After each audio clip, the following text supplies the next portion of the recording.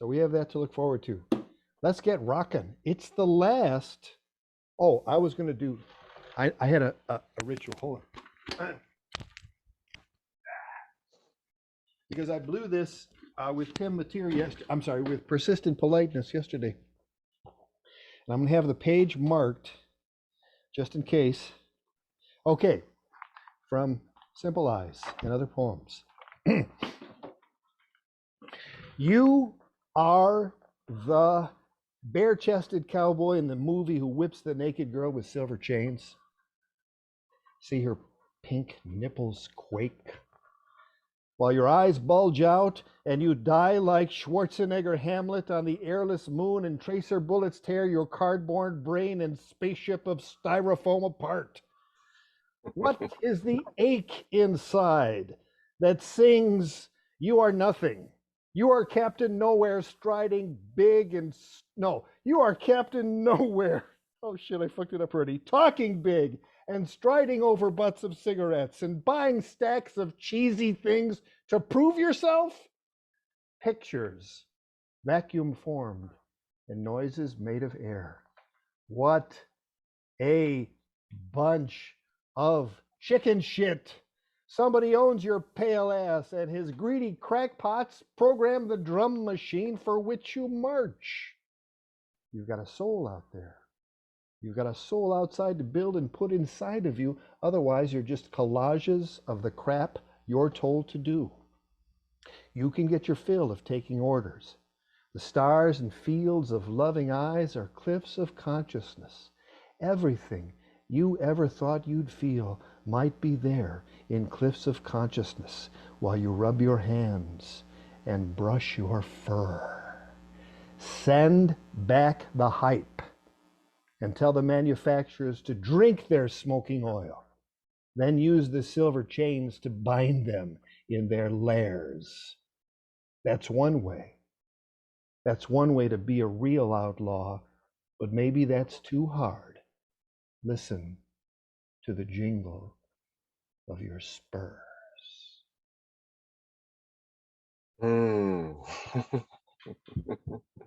Ooh-wee. Michael McClure, noise is made of air, not hair. Noise is made of air. That's Michael What a bunch of pictures, vacuum formed, television, and noise is made of air.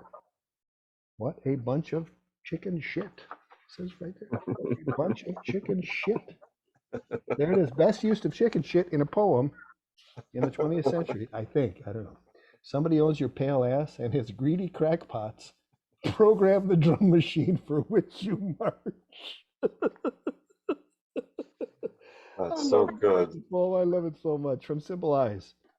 I could put it in the chat. Please put it in the chat. All right, it's in the chat. Noise is made of hair. No, Carlton, noise is made of air. All right, that's all right. You know, you can write your own poem starting with noises made of hair. You can graft off that, but Michael's ghost may haunt your dreams if you do that to his poems. I'm just warning you. He's that kind of guy. Okay, and file successfully. Everybody see Cowboy in the chat there? Can you see that? Yeah, you got that? Okay, I'm just in one of those moods. I'm just in one of those moods. Oh, man. All right, so it's 4:09. I wanted to tell you, all of you survivors of the last workshop of the whole season, first season of workshops. Number one, I'm incredibly grateful for you being here each week and taking these classes. This provides so much juice for me. I don't know, I think I've done this before, but I've shown you the stack of books where I have to go through each of those and take out something for the workshops. And it is incredibly fulfilling.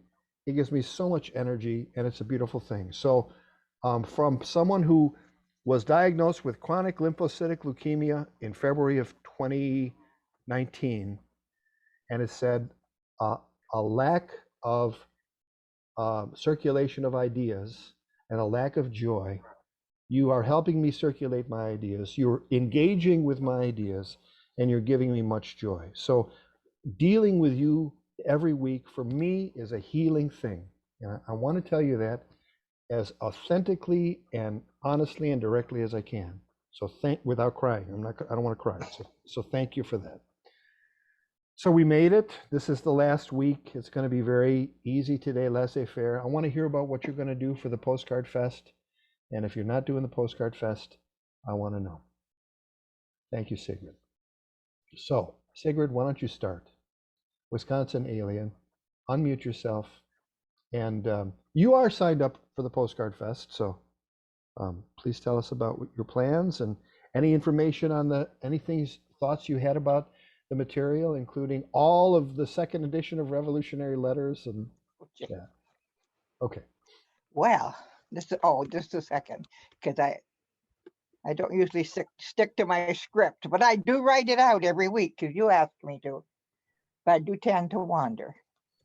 I'll try to stick to my written opening. It was a hot week for Maine till yesterday, and I really had difficulty concentrating and managed to misplace two of my poems I really wanted to share. They're still here, though. I'll send them to you if I ever find them. Someplace safe is now. The dating and timing of writings, I got into that real easy. That's a nurse habit. I always have dated things, but the timing I didn't think about. I did manage to write at least once every day, but usually more. They're on sometimes, I don't know if you can see it, but post-it notes, notebooks. I must have 6 of them. That's how I lose things. And I really enjoyed the Diane de Prima Revolutionary Letters, but I should have taken notes on my thoughts while I was reading them. So I will go through them again, but I did find them interesting. End of my beginning. You want anything else? No, that's fantastic. When you talk about notes, when I do interviews with folks, I read the book, and as I'm reading it, I either highlight or underline it, and then I put a note in the back as to, hey, this might be something to talk to the person about if I'm going to do an interview with them. Here's 2 pages of notes from the book Nathaniel Mackey, Destination Out, edited by Gene Huving. Some essays from this are going to get to you, I suspect, in the near future. So yes, I think taking notes is absolutely an essential thing to do. It slows you down. I do. Go ahead. Excuse me. I take them and put them in. If I don't have a book or something, I tape them in order in in a notebook so that they're here. Then I can type them out. I don't leave them. These ones that I showed you right here are already typed. I just saved them to show you. Um, the heat wasn't good. I So understand. anyway, I did do some. I restarted something, and I don't know if you want to hear it or just let somebody else go on. No, why don't you share it, and then we'll move on after you. Okay, I won't. It's very long, so I'll just do part of it. All right. So yesterday, Friday and yesterday, my God, I don't even know what month it is. Last year seemed a lifetime ago. Can it be just a year ago, a friend widowed so young at 49? I've known her 49 years, knowing there's a photo with her at my daughter's birthday party. Wonder what else skipped my mind in the armpit days of COVID. As I sat and pondered that in my disbelief, my thoughts strayed. It led to thinking about other things. That at some time in my life, I thought there were things that were absolutes. So then I started a long list, which I'll send the whole thing to you if you like, but I started a list of never say always or never. You'll have to eat your words for sure. So I started with, back when I was young, I asked my mother how old I would be when a senior in high school. 18, she said. Not in my wildest dreams could I imagine ever living that long. I must have been 5 or 6. At 77, it's quite apparent 18 is just a blip in one's life. It's here, then gone. At 18, I decided that a sober Minnesota frost was my ideal for my hair. I wonder how that happened as I was in nursing school. There were rules set in stone about appearance. Maybe it wasn't as heavy a frost as I thought. And this is where you had told me last time to go into detail when you have something.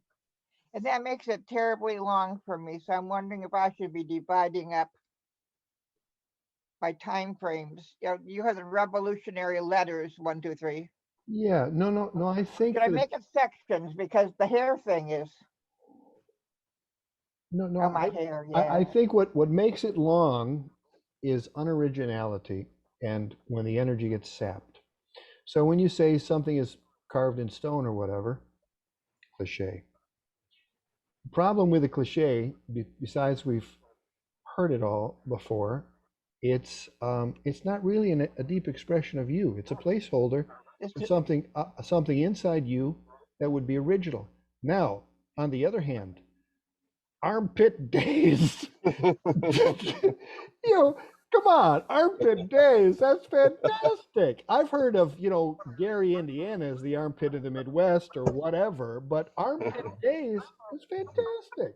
So if you had read what you had read to us and it was filled with original lines like that, well, yes. Well, you know what I'm what I saying? did was I had the absolute in my that I had in my mind, then said what actually happened in life. Yeah, but the specific details. Yes, Yeah. but you think that 18's old.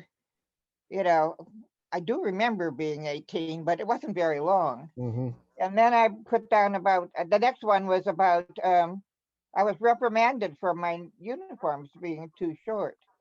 Yeah, well, Absolute was those are nurses the training, huh? specifics. Those are the specifics that get into a poem. Rather than say, Yeah. it's hard being old, I would say something like, "Have you ever seen an 80-year-old man scrotum from behind?" I mean, that gets a point. Gets a point across that there will be some sagging if you live to a Oh certain point. yes. Well, um, I see. That's Then okay. You don't have to get into specifics. I'm just giving you an example of that. But the point is that armpit days, I saw the looks on people smiling and nodding their heads and saying, "Yes, that's fantastic." So the key is to try and make them more like that line and less like carved in stone. That's very simple. well, it wasn't all about age. I know. Age was just the first thing I remembered saying that thinking about. And then another next step. So it was a nurse's training. You're supposed to have your skirts down to your ankles. So I cut mine off. See, that And I was had to convince, see, then it said, those are facts that you left out of the yeah, poem that are luminous I people. was reprimanded for my uniforms being too short. We're talking 1962. I And didn't put that in here, but well, there you go. I mean, if you put in 1962, that gives us the cultural yeah. context. You And might even not want to. You might required even more want to go modest, to huh? the news. Go back at Wikipedia events that happened in 1962 and put while this was happening, whether it be the Cuban Missile Crisis or something else, to really solidify that. Besides 1962, some event that time stamps that whole thing.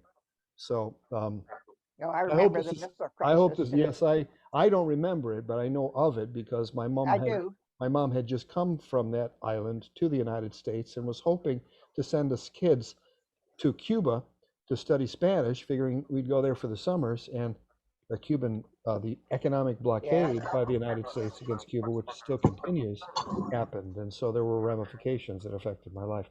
I want to move on to some Okay. other folks, but I'm grateful you're here and grateful that you had armpit days, and would recommend that as a book title. To be honest What with did you, I say? armpit days. Did I I say that? did say I that. guess I did. Everybody's nodding, and Okay. It's in black and white and here. they're showing their. Did I sweat it all? No, I guess not. Okay. That's I'm probably. done. You remember that part in Mrs. Doubtfire where the bus driver's like, I like that Mediterranean look in women. I'd forgotten that. Yes. Yeah, I like that. I like that line. All right, we have a nice 9, and I was kind of enjoying listening to you, Sigrid, and watching That's the, okay. the sky through Adelia's sunroof go by. That was a very interesting dynamic. It's almost like the jazz with the traffic of New York going by, or being on the train or something. So, Linda, oh, do I need a screen share? Do you think you can screen share, or should I you should unmute? Yeah, there Me, you go. yeah, I can screen share probably, yep. As long as I allow it, for crying out loud. So let me get that. Allow participants to share screen. And yeah, Yeah, armpit days of COVID. That's exactly right. yeah, I like that a lot. Well, this was quite a week around here. It got very hot, as it threatened to do.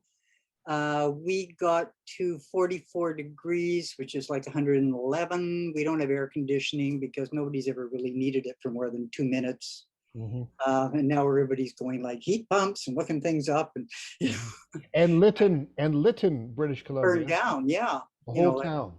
whole town. Yeah, exactly. So Ooh. that happened. And on July 1st, Castlegar had a forest fire. Just to add to the, general excitement of things. Anyway, they hit it right away. We're lucky that the airport here is where they base tankers and that kind of thing. So they were able to hit it really fast. And as of today, it's 100% contained. But they had to evacuate 2 senior long-term care places, because the rules are that if there's a fire within 20 kilometers, they have to get people out, because it takes so long to get them out, of course. Anyway, so it was pretty dramatic around here for a few days. And it was so hot, like I would try to read stuff, and like I couldn't. I just, like, my brain was mush. I was doing the, draw a cold bath and get into that kind of thing. It was like that. So anyway, yesterday, when things had cooled down a little bit, I finally got to reading all the stuff, and did a couple of poems. So just looking at my notes for what I read, because I still can't remember anything. I loved seeing the images of Jim Morrison's notebooks. Made me feel slightly less crazy for the way mine tend to look. And Joni Mitchell, well, I've been a Joni Mitchell fan since her first album came out. I saw her live in Ottawa when I was in 1968, I guess it was. And I remember she came on stage wearing a green velvet gown, and she had that lovely long hair and that amazing voice. I've seen her a couple of times live, and anyway, I'm a huge fan. Oh my God. So I loved reading that article. What was the record that was current at the time you saw her in 1968? It was called Song to a Seagull. And it had things on it. It had a song on it called, it had a number of wonderful songs on it, but one was called Michael from Mountains. And I had just moved to Ottawa. It was my first job. I was like 18. I turned 18 that year, 19 that year, I guess. And I had left behind this boy who wanted to marry me, and his name was Michael, and we lived in the mountains. So I mean, like, this was my song. Yeah. So yeah, I totally relate. And also, it was like somebody was writing. I'd never heard anybody write like that, and yeah, anyway, yeah, so I quite enjoyed that. And I ended up writing, what else? Oh yeah, I got to go to a live book launch this week too, which was quite wonderful to actually see people in person again. Not a Zoom book launch. No, it was in live. I mean, you had to register, and they had only so many, and we were still masked and that kind of thing, but nonetheless, it was live, and that was huge. A friend of mine was launching a poetry book. And then I wrote 2 covers for the De Prima revolutionary poem things, which I'll pull up here in a second, and added a couple of stanzas to the Ginsberg. Anyway, let me see if I can just find this share thing. Did everybody see the Ginsberg? Show of hands, everybody watch Father Death Blues? Man, it tears me up every time I watch that. Just give me a second.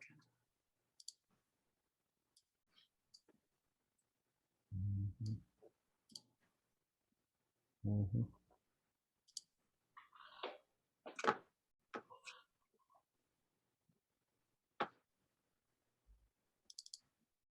Okay, there we go. There we go. Okay. All right, here we go. So we have um, Did you mean to cover call? Did you mean to call her Diane DePrimal? no, Okay. it was hot. It was hot. I didn't know if it was a typo. I can never be sure. I like it though. I do too. Anyway, so this was a cover of her number 61. Uh-huh. Take a good look at Canadian history if you can find it. Centenary on Parliament Hill, 1967. Everybody sing Canada. And then in the background, the voices are going one little, two little, three Canadians. I mean, honest to God. And then Merrily We Roll Along came near the end of the song. Unless our ancestors have been here 10 or 20 or 40,000 years, or speak not English, not French, or carry eagle feathers, or beat hide-covered drums, or shake rattles, or wear ribbon skirts, or cook bannock, or live with the land. 4 little, 5 little, 6 little provinces. Merrily we roll along unless we wear hijabs or dance Bhangra or sport turbans or believe in toil and a peaceful life or don't speak French or don't speak English or do speak French or do speak English. Merrily we roll along unless there's money to be made raising forests, damming rivers, building fences, putting up parking lots, closing parks. Month I write this, 72 years later, deserts are growing, bees are dying. Bezos and Branson and Musk are racing each other to get into space. There's another broken pipeline fire in the Gulf of Mexico. Thanks to a forest fire, Lytton burned to the ground. Thanks to the god of wind, Castlegar didn't. Catholic churches have been torched or smeared with blood depicting paint that is quickly whitewashed. Oh, the irony.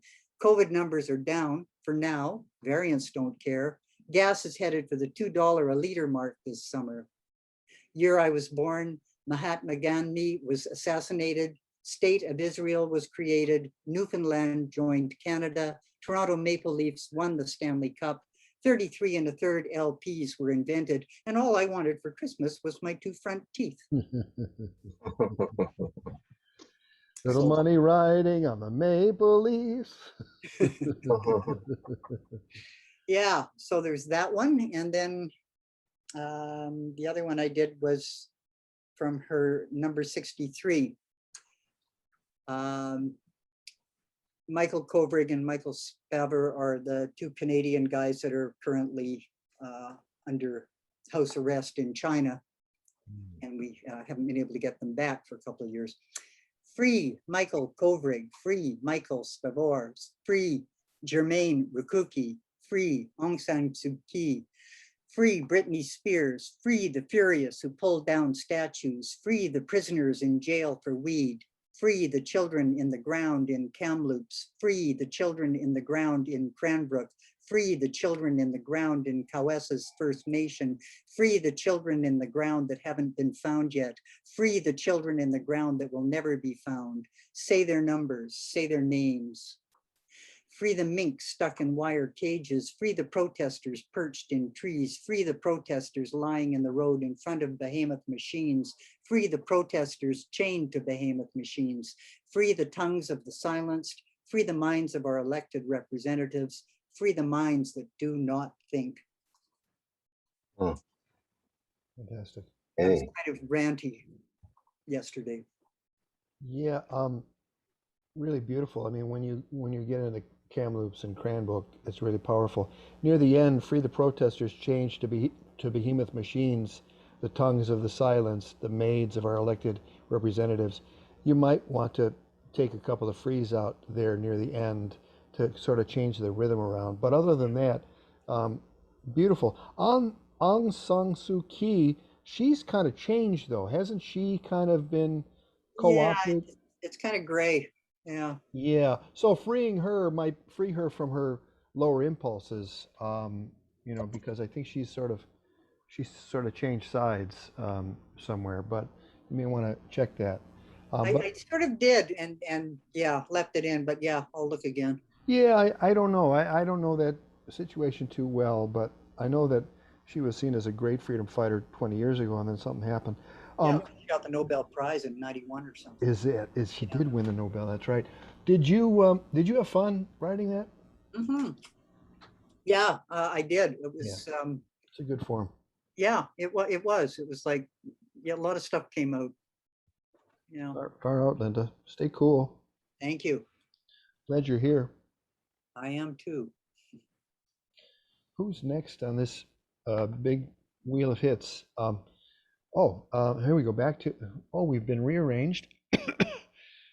All right. Why don't we go with KJ?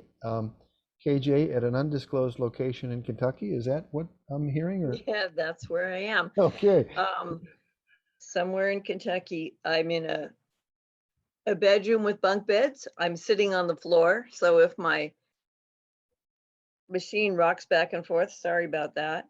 I see.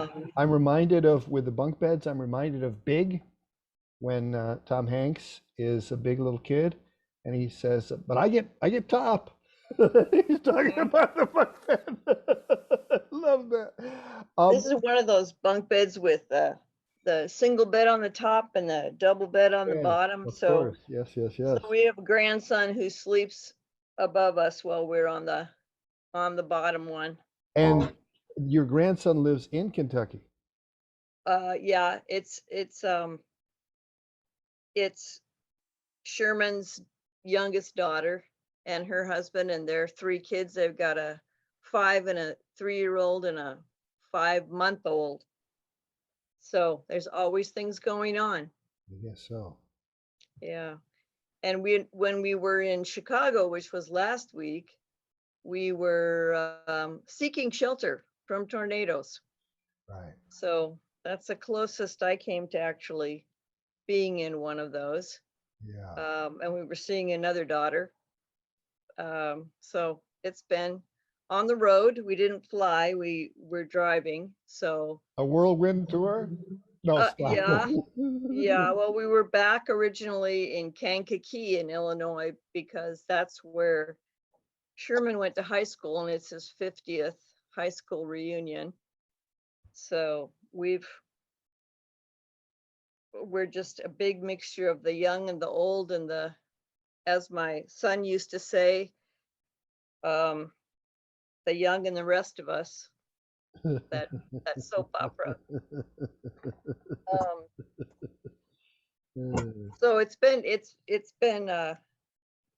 fun, but it's been hard on me. The weather keeps changing and that really bothers me. So I've had a little bit of difficulty with that, but I did manage to watch last week's group and then find myself a place on the floor and some earphones to get in here. But I love coming to these things, and I was really missed it when I wasn't there last week. It's very inspiring for me too, and very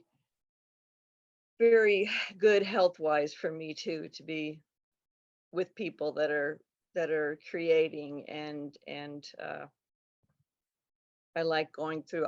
I kind of glanced through all those DePrima revolutionary letters. I want to spend more time on them, but they're certainly going to be a catalyst for writing. You look good. How is your health? It's okay. There's still some things up in the air that I have to find out once we're back, which we'll be back at the end of this coming week. So I've got to see the next round of doctors and see what's going on. But so just trying to be careful with what I eat and trying to get enough sleep and stay with the program. We had a board at the reunion that had people's names on it who had passed away. And the saying as we left was, stay off the board. So that's what I'm trying to do is, I'm staying off the board. So So no surfing for you either. Mm-mm. No, I don't think I could do that if I tried. And before you talk about any of the things you want to share, any postcard, I forgot to ask about postcard plans. Do you have any big dreams for Postcard Fest? Well, I made them last year and I had so much fun doing that part of it. I'm going to make them again. So that's my project as soon as I get home, is to start making them. And I'm on list 5. I was a little bit disappointed that I didn't have any out of the United States people on my list, because I always like that. But hey, it's great. There weren't a lot of names I recognized on it, so that's always fun too. See what other people are up to. It really hit me listening to Allen Ginsberg and the blues there. And it's just, you think a lot about that, I think, with all the things that are going on with us, visiting family, visiting sons, daughters, and grandkids, and talking about mothers and grandmothers and grandfathers and people that aren't with us anymore, and just remembering all those things and finding out what your kids think of you as a parent now that they're grown. That's always fun too. I don't want to know. Well, I was a little surprised about how strict I was, that according to them, but what can I say? You're great. They're great kids, so must have done something right. You're supposed to say, I'll give you something to cry about. That's what my dad used to say to me. So no, I do not say that. Nope, I don't say that. Oh, shit. Anyway, except for that little ditty that I sent you that I wrote, it wasn't a Generative. that went along with him, but I just thought I'd see what happened when I tried to rhyme some things, throw some rhyming words in there. Yeah. I think Ginsberg really nailed the blues form, Mm-hmm. and his rhythm was pretty impeccable too in that. And when you could play an instrument and recite like that, it's a real skill. I have to have a whole nother musician, and I got to pay him, so I'm going to do that on the 28th. But I think he had the blues form down, and it's good to listen to that and try and fit into that rhythm. Yeah. It was a squeeze box, correct? Harmonium. A harmonium. Okay. Yeah. Harmonium. Yeah. So I was very interested. I know people that have auto harps, of course, of things, and those are familiar to me with poetry and familiar to me also as a teacher. Grade school teachers who had to teach music were always strumming their auto harps. Yeah, or Miss McMahon in 4th grade had a thing she blew into, that little circular thing. Ooh, what are those things called? They're like tuning keys or something. Yeah, exactly. Yeah. If you want the harmonium experience, contact Stanley Del Gozo in New Mexico, and tell him, or just maybe Google him. I don't know if he's put any of that stuff online, but he also plays harmonium in Deming, New Mexico, and walks his postcards to the post office to get them hand canceled. So. Nice. All right, KJ, I'm glad you're in Kentucky. I'm glad you're okay and staying out of the tornadoes. You look good. And thanks. I'm glad you're here. Thanks for your kind words. Thanks for your time in this, Paul. I really appreciate it. To be continued. To be continued. And you have all that rich De Prima material to sink into postcards, so that'll be nice. All right, and Graham Walker, you're next on my parade of hits here, the way I'm going, and yeah, very nice, very nice. How's your husband, Joseph, right? Yeah, How's he doing? he's doing good. He started his immunotherapy, Mm-hmm. and we were crossing our fingers, It's like a new treatment sort of a new treatment for cancer, right? Mm-hmm. It's not chemotherapy. It's a therapy that gets your own body to fight. And then, yeah, so then it's great if it works. And the big question is, how's your body going to respond? So far his body's responded well. Didn't have any negative reactions, so a Excellent. little bit tired maybe, but so far so good. And he's going to have another one. It's going to be once a month, so the next one is July 21st. I was kind of lost my focus this week because my daughter drove down the I-5 from California to come and live with us with her two children, Wyatt and Zoe. She's relocating, is she not? Yeah. Mhm. Yeah, she's moved to Canada and she just arrived on yesterday. Oh God. I've really lost track of time. I think it was day before. Yeah, because it was in nighttime anyway. She just arrived 2 days ago. So I was getting ready for her to come and, following her progress down the I-5, making sure she was safe and everything like that. Up the I-5. Yeah, up the I-5. Anyway, Yeah. she's here and my grandkids are going to help me decorate my postcards. Is that right? So that's going to be fun. Oh my God, what an Yeah. idea. So, and it was really, really hot, so, I didn't get through everything, but, I really loved reconnecting with Joni Mitchell. And, because I was actually a folk singer when the whole Joni Mitchell thing was happening, and I learned to play like her songs and stuff like that. And she had such a powerful effect on me, and it really took me back. And I downloaded some of her albums and I was listening to them again and stuff. And I remember at the time too, realizing that she was more than a singer, she was a poet. And she just had such a profound effect on me, not just as a musician, but as a writer. And, it was interesting too that she really wasn't as political as a lot of the people at the time in those years. The way she kind of was so self-reflective. And I think that's one of the things that had such a profound effect on me, that her introspection. And listening to her also just really made me realize, just how the world has changed, when you think about it, and think about those times. And, we had no idea that we knew that we were just doing a bad job politically, but we had no idea that we were destroying the planet, right? Mhm. And yeah, and it was just amazing going back to that time and just thinking about all the things that we didn't know Mhm.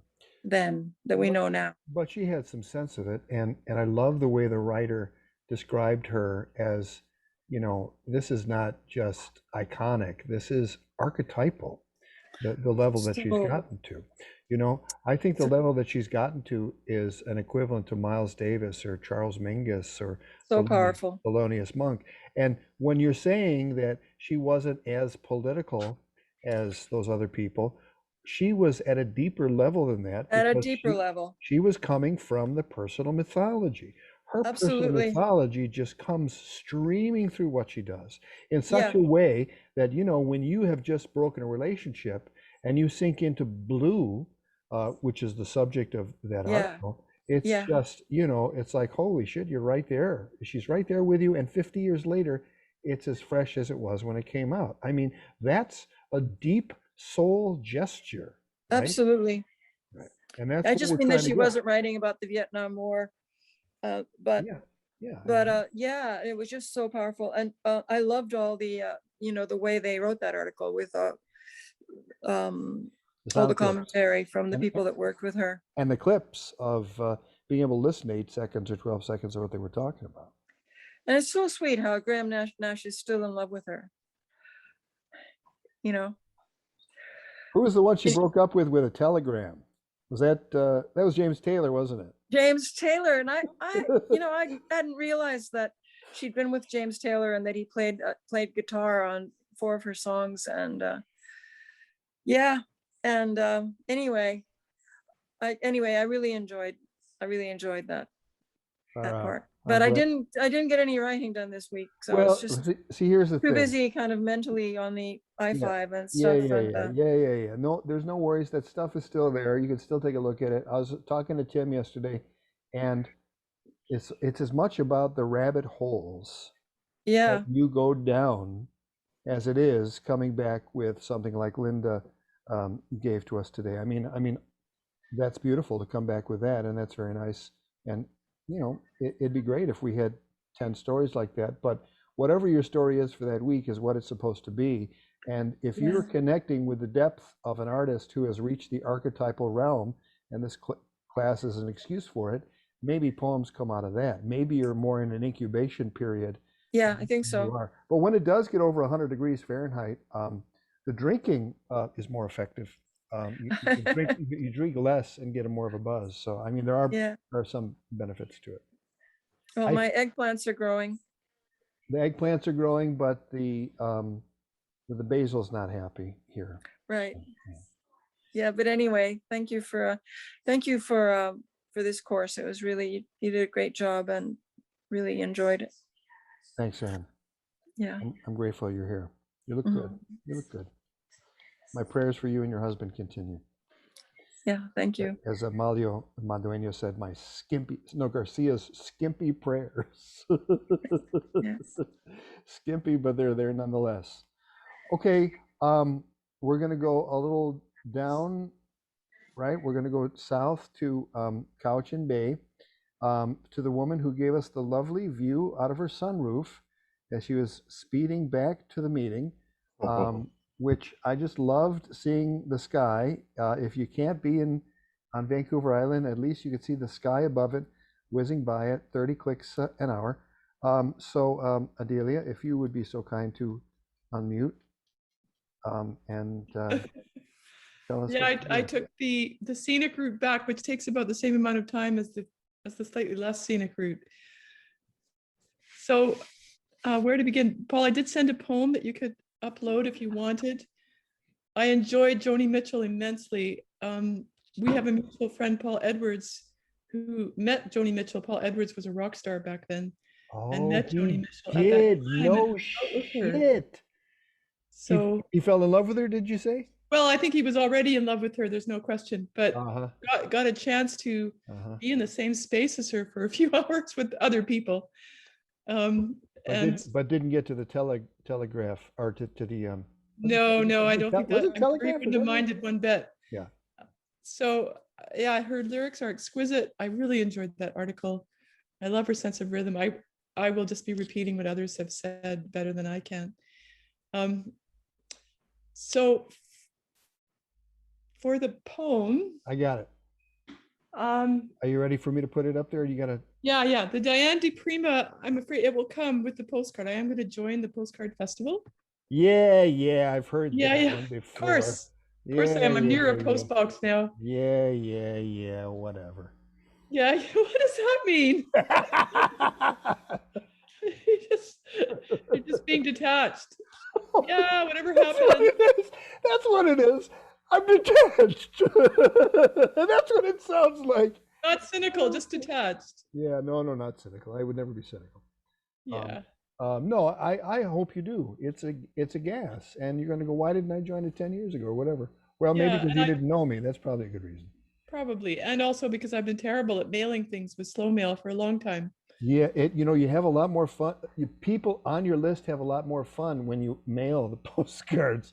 That's really an integral part of They the whole do. deal. Yeah. Yeah, and a lot of time I was away from a post office, but this year I will, and I will be sharing the idea with many others. So. And when we get stamps from Canada, it's like just holy shit, look at these stamps. These are cool. These are what stamps are. And when people get stamps from the United States, it says USA forever, and they cower a little more. It's like, what does that mean? Oh. My friend said that. And all it means is the stamp is good for the price you bought it for. It'll be good. Oh, that's good to know. So I don't need to cower. I think that's a double meaning. I think that's intended. Intended to strike fear. You discovered something, Paul. No, Charlie Stobert discovered something, and he was quick to let me know about it. Oh, and then he sent me some David Bowie stamps from the UK. He said, send me some Hendrix stamps and I'll send you some David Bowie stamps. I gotta find those. They're in the other. Anyway, we're times are wasting. Should we go to Chus Pato? Is that what it is? Okay, what this is a cover poem. Sorry, Diane DePrima is going to wait for Postcard Fest, but Was it this one here? Line of what I read. Yeah, it's an extension of that same poem, which I read last week. So I don't think I can. I think I can just carry on. Let's scroll down. Okay. You hear the explosions out there?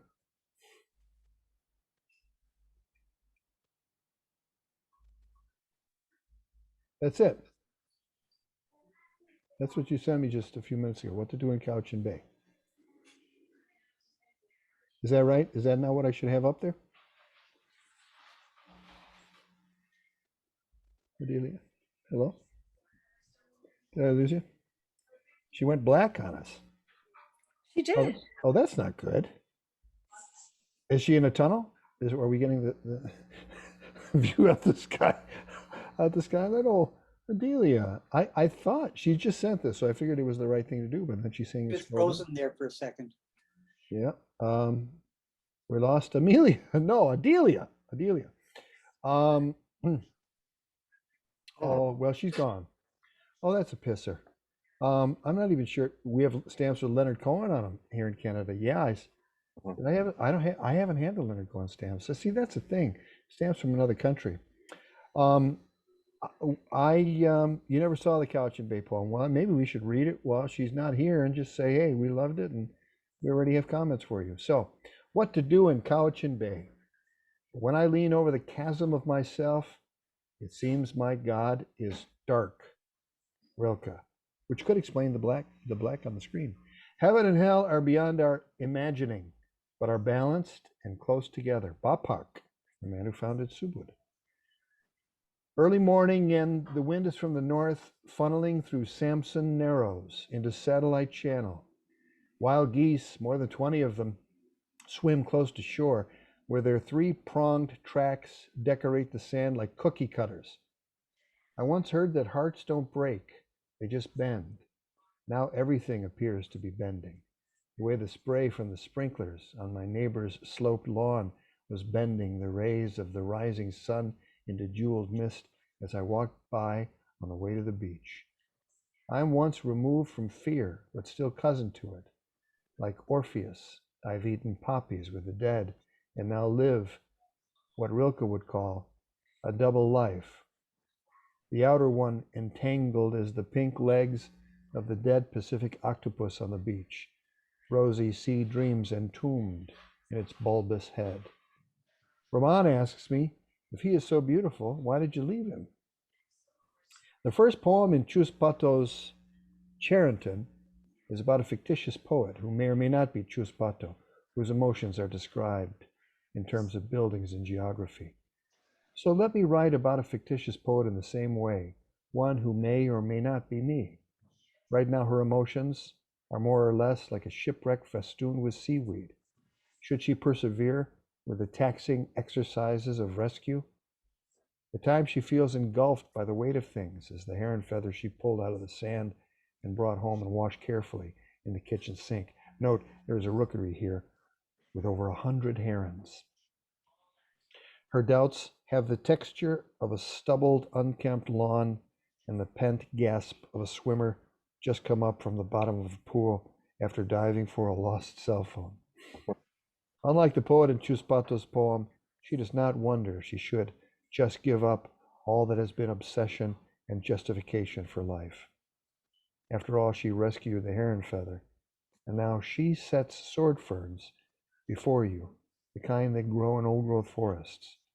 But in the middle of this, the poet is stopped short by grief while unpacking old photographs, one might add, by the reminder of the loss of her parents within 20 months of each other. Is she as devastated as an architecture without acanthus capital, fust, Doric? No, in her case, nothing that fancy, this being the northwest coast of North America as opposed to Catalonia, Spain. She is as devastated as the decaying homestead she'd visited in Billings Bay, They'd sailed in and anchored, swam near the dock, walked around the overgrown garden, went inside, stepping over broken glass. The wallpaper was peeling, but the enamel wood stove was still intact. Oh,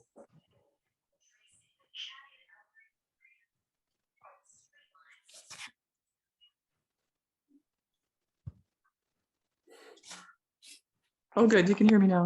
Sorry, I'm on my phone. Thank you for reading that. I can't read from my phone. I'm not sure what happened to my computer there. Well, you're back. Thank I hope, you. I hope I did a good job reading it. You did a great job. I got to hear most of it. Thanks for putting up with that. It's very much draft form. But I'm really find it's fun to do a cover and pick up on someone else's nuance and rhythm, and it just helps a lot to have a bit of a dialogue with what they're doing. And I'd like to do more of that in the next phase, maybe with the Diane de Prima poems. Yeah, I love the way you wove the other lines into that. I mean, that's just fantastic. That's a thing that Blazer liked to do, and I think it's a beautiful thing. Beautiful poem. When we move, it's one of the most stressful things we can do. When we lose a loved one, when we lose a parent, some of the most stressful things that can happen to us. When we break up, when we get a telegram from Joni Mitchell saying it's over, one of the worst things that could ever happen to you. So how you respond to it, I mean, the point is there's a lot of emotion there when that happens. So if you can write in these moments, I mean, not write right in the moment, I just got a telegram for Joni Mitchell and now I'll write from it. I mean, take a day or two or whatever it takes. But when you feel the energy surging through you and you're not ready to vomit into a paper bag or whatever you do, if you can do something with the energy, that's potent energy. And it is stressful. And to see the pictures just do it. So I admire that you were able to take the energy of those events and put it into such a beautiful lyric thing and artfully weave in those other lines. Oh, thanks, Paul. Thanks. It's actually, in many ways, this is coming closer to home because Victoria is my old stomping grounds, and I have many more friends down here actually than I did up island. So, and my grandkids are 10 minutes away. So it's a homecoming, but it's a homecoming to a real recognition of my parents' home is no longer there, or they're not in it. The home is there. It's been sold down in Victoria. There's a coming home to a different place than I left 4 years ago. And it's very different when that happens. I'm not saying it very well, but thanks for that. It helped to have Chis Pateau kind of lead me through it. And I love having analogies to emotions, concrete analogies that way. It worked. Excellent. Do you want to put on your video so we can see you? I think you just Oh, you can't see me. swipe left. Why isn't there I can on the oh, there it is. Here I am. Yeah, There sorry. you go. Okay. Yeah. Can we see up? Do you have a sunroof up there in the house or no? I do. You do? There you go. Seem to be There's everywhere. there's that Vancouver Island sky again. Look at that. There it is. Well, still cloudy. Yeah, it's sunny here now, and booms are not so bad, but we hate them. All right, Adelia, we'll talk. It was good to see you this morning. Yeah. At the meeting. That was nice. All right. Next, I'm going around the outer part of the Hollywood Squares. Well, they're now more than 9, but Susan K. Anderson, hello, and please check in and unmute yourself. And Oh, hi. Sorry, I'm so late. here you are. You're here now. Yeah. Yeah. No. Oh, you missed Cowboy. You might want to look up, well, you can watch the video. I'll make the video available if anyone wants, but the poem Cowboy by Michael McClure in Simple Eyes, and I put it in the chat. So I think you still have access. If you scroll up the chat to near the beginning, you'll see that doc called Cowboy. Oh. Is that where it is? Is it up there? Cowboy.pdf? Can you see that? That was weird. That was weird because I was just, when I was not here, not there, I was just reading stuff on the internet, and I was reading, well, I was trying to see, I wanted to title my a manuscript, a new manuscript, Best Western. So then I Googled that to see if anyone else already had that title Mhm. for their poems. Mhm. And someone did. Of course. Someone does. It's called Best Western and Other Poems, and Mhm. he wrote his book in 2009 or so. Mhm. So, May I and may then I I was- re- may I recommend you call your new book Armpit Days? Have you considered that? Wait a minute, that's yeah, taken. That's is taken. it the heat dome days? The heat dome. That's right. Under the heat dome, The armpit under the heat the dome. heat dome. It's been really hot. Well, last weekend was worse, of course, Yeah. but it's still pretty hot out there. Even, going swimming. Last couple days, finally. It's hot there, so at the river, uh, the water is not very cold. I feel very bad for the salmon, for the fish Yeah. in their too hot river, Yeah. which is usually a lot cooler Yeah. for them. It's. I mean, what's going to happen to the salmon? Already, the salmon have been devastated. Now, what's going to happen? It's just brutal. I don't even want to think about it. But as Ingrid points out in the chat, the 30-30, you survived to tell Oh, about yeah. it. So, I mean, can you give us the minute or 90-second report on the Tupelo 30-30? And That was a challenge, well, to say the least. But then, now that it's over, I really kind of miss it. I'm sad. I'm sad not to have a deadline. Of course, I could make one for myself, but I'm still writing up something Mhm. every day. So that got me motivated, definitely having a deadline and having it be there, posted, knowing other people might see it. So that Mhm. was like a lot of pressure. The pressure was on. May I recommend 31 postcard poems before the end of August? Can I recommend that as a prompt, please? Sure. Yes. What is that, Well, chopped liver? I mean, course. come on. You signed Same up. idea. What No, group it's are the you same. in? It's the same idea, but that I felt the pressure of that last a year ago. Mhm. I felt like, oh no, in August, okay, I have to do this, and that was still in the heat dome of the pandemic, Mhm. and my mind was so blocked even more more than now, and all the fear and anxiety was there, as we all remember, more so than now. So Mhm. yeah, so the postcard a month really helped to break that and to reconnect with writing and sort of say some sort of safety or hopefulness, and Mhm. just, and then the action, it was the action of writing and then letting it go into a mailbox to another person that probably was going to read it. That was very healing, and it started the year of then taking the generating organic poetry from you Mhm. after that was the first workshop. And then I thought, wow, this is a whole nother world sort of opening up again. And that was so refreshing to, sort of stumble upon the postcard fest, I think through the Rattle article I read, because I think I entered that contest, and then you get a subscription to the magazine if you don't win or whatever. If you enter, then you get a copy. So I read that, in not on the internet, I don't think, but I can't, In the maybe I did. journal. In the journal Rattle. I read it in the real journal. Mhm. Maybe it was on the internet too, though, because I No, they had the video. They had the video online.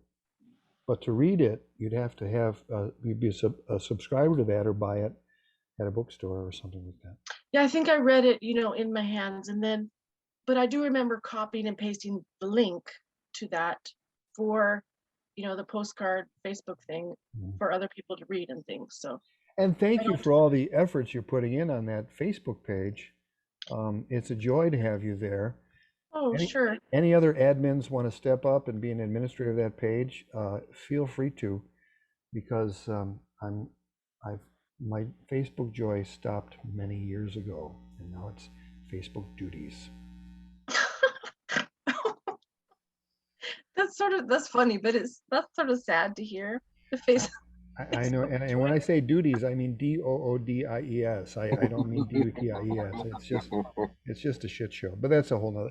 Anyway, I just wanted to say I don't want to sully the compliment with my profound thanks for you helping manage that, because I don't want to do it anymore. I hate it. I mean, I just hate being there, but I have to. And every now and then there's something cool that comes out of it. I had a connection with Norman Finkelstein. He's going to send me some of his books, and we're having a Mackey discussion, which is really useful for me. And you're going to get probably glimpses of that in the fall. But what about the content of last week? Was there anything that grabbed you? Did you write anything you want to share? Even the 30/30, if you want to read something from that, or Okay, yeah. I think I read the Jim Morrison, or touched base again with because it was also the anniversary of his death, I think yesterday or today. 50 years of dead Morrison? Is that right? 50 years?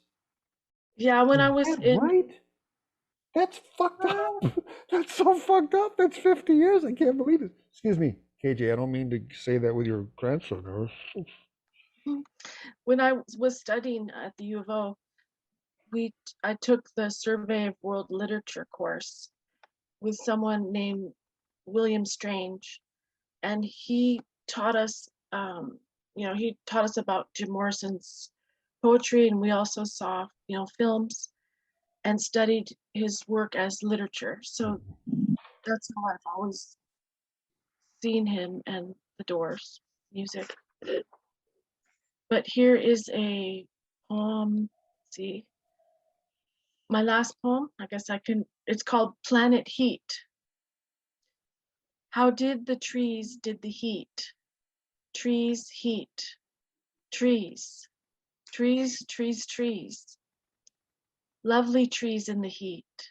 Heat. Trees. Happen to the heat and trees. Win. Trees, the heat, the heat, the heat. It is heat with a big name that is heated up. A planet of heat. Hot. Burning hot. Heat. And that's it. That's the end of 30. Oh, That's the last of 30. The 30. That's the last one. Mhm. Yeah, ain't that something? Into a blaze. that was a brilliant poem, Susan. From the standpoint, you might not even realize I've been studying heat and trees because the trees are really related to the heat. So they're the ones who cool the planet.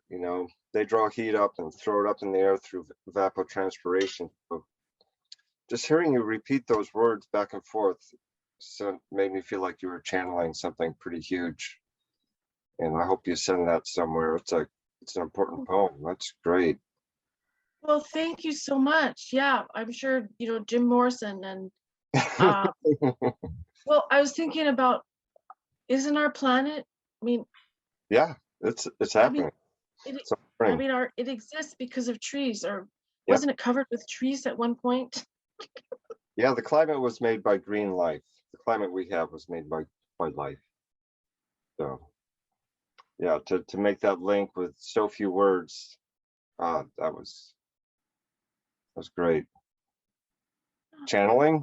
Is that what you would say, Paul? Kind of a channeling going on? Well, I mean, well, there's a few thoughts that go through my head. First of all, she was playing with the assonance of trees and heat, and then there's this kind of T sound that there's E's in the middle and T's at the end. So she was playing with the language of it. So the melopoeia of it is very rich, and it Yeah. kind of veers into the direction of sound poetry, which is a difficult thing to do. And it's difficult not only to have the sound of something like that but to have the content be something more than just gratuitous assonance or gratuitous alliteration. So that's very difficult. The fact that it was written at the end of 30 suggests that she was getting some, I mean, it's just practice. You know, the more you practice, the luckier you get, is what some guy said about golf. The more I practice golf, the luckier I get when I'm on the course. And so the end of 30, it's a beautiful thing to do that. And it's, you know, it's at the core of what human beings should be considering right now. It's the very core of what we should be thinking about. You know, we should be thinking about what's going to be my role in helping plant, you know, a trillion trees on this planet or whatever to make up for the fact and you know, for each 5 trees we get rid of a car. You know, each 5 trees we plant, get rid of a car. So it has to shift. Something has to shift. And yet you see people in the car idling it, looking at their Facebook or talking on the phone. And I see it so often I can't even get mad about it anymore because it's just going on. So many things come up in this poem, and it's also the kind of a poem that you could read over and over and still get something out of it. So yes, I wouldn't say channeled, I would say received to some extent, and that's easier to do when you've written 30 in 30 days. So yeah, so that's part of what I'd say. So, well, thanks, Susan. Thank you for your Thank kind you. words. Thank you. A Wisconsin alien, aka Sigrid, says that the Postcard Fest really helped her out a couple of years ago. I didn't tell her, but I told a bunch of people to send her postcards. I didn't tell her they were coming. So I don't know, she got about 50 cards or something like that. And I think she's going to type into the chat what exactly happened. But she was kind of down, and I said, hey, she's had a hard time. Consider sending her a postcard. And then people just bombarded her with. I was at a really low point, and you somehow, I don't know, but I must have said something, but you just don't know what that meant. And the surprise. I love surprises. Bhakti was talking about having crab cakes the other day, and I said, well, let's go out and get some, you know, and you know, we could cook them up here, and you really cook them good. She gets the nice brown kind of on the bottom of it. But then we just kept going, and she says, aren't you going to PCC? And I said, no, I'm going this way. And she knew we were going to the restaurant on the lake, and they didn't have crab cakes, but they had crab and other dishes. So she was very happy. It was a happy surprise. I like happy surprises. So I'm glad, Sigrid, that we were able to help you out in that way. I'll never forget it. You know, It's just good. thank All right. you. You're welcome. All right, CJ Carlton, you sent me your check-in, and it's in the body of you sent me 2 check-ins. All right, and they're both in emails, so I should look up emails with your name on them. Yeah, that's what I got to do. Okay, so that's an easy thing. Carl,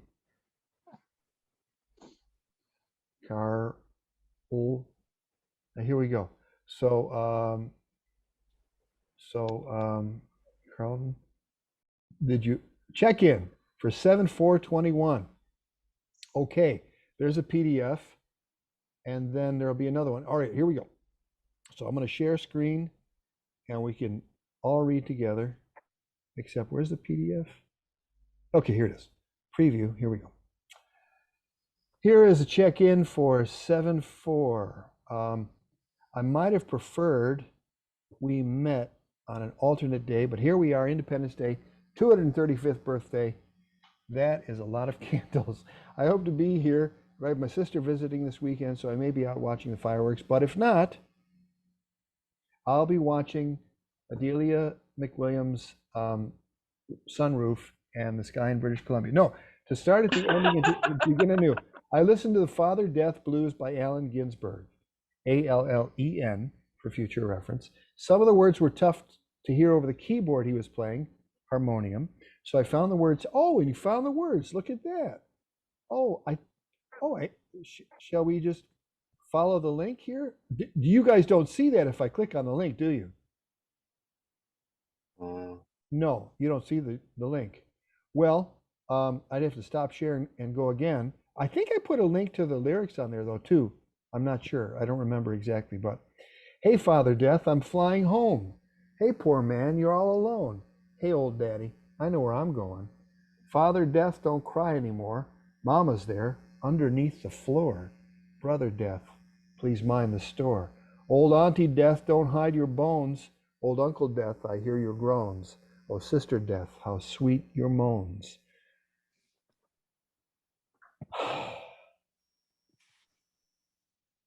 O children deaths, go breathe your breaths. Sobbing breasts will ease your deaths. Pain is gone, tears take the rest. Genius death, your art is done. Lover death, your body's gone. Father death, I'm coming home. Guru death, your words are true. Teacher death, I do thank you for inspiring me to sing this blues. Buddha death, I wake with you. Dharma death, your mind is new. Sangha death, will work it through.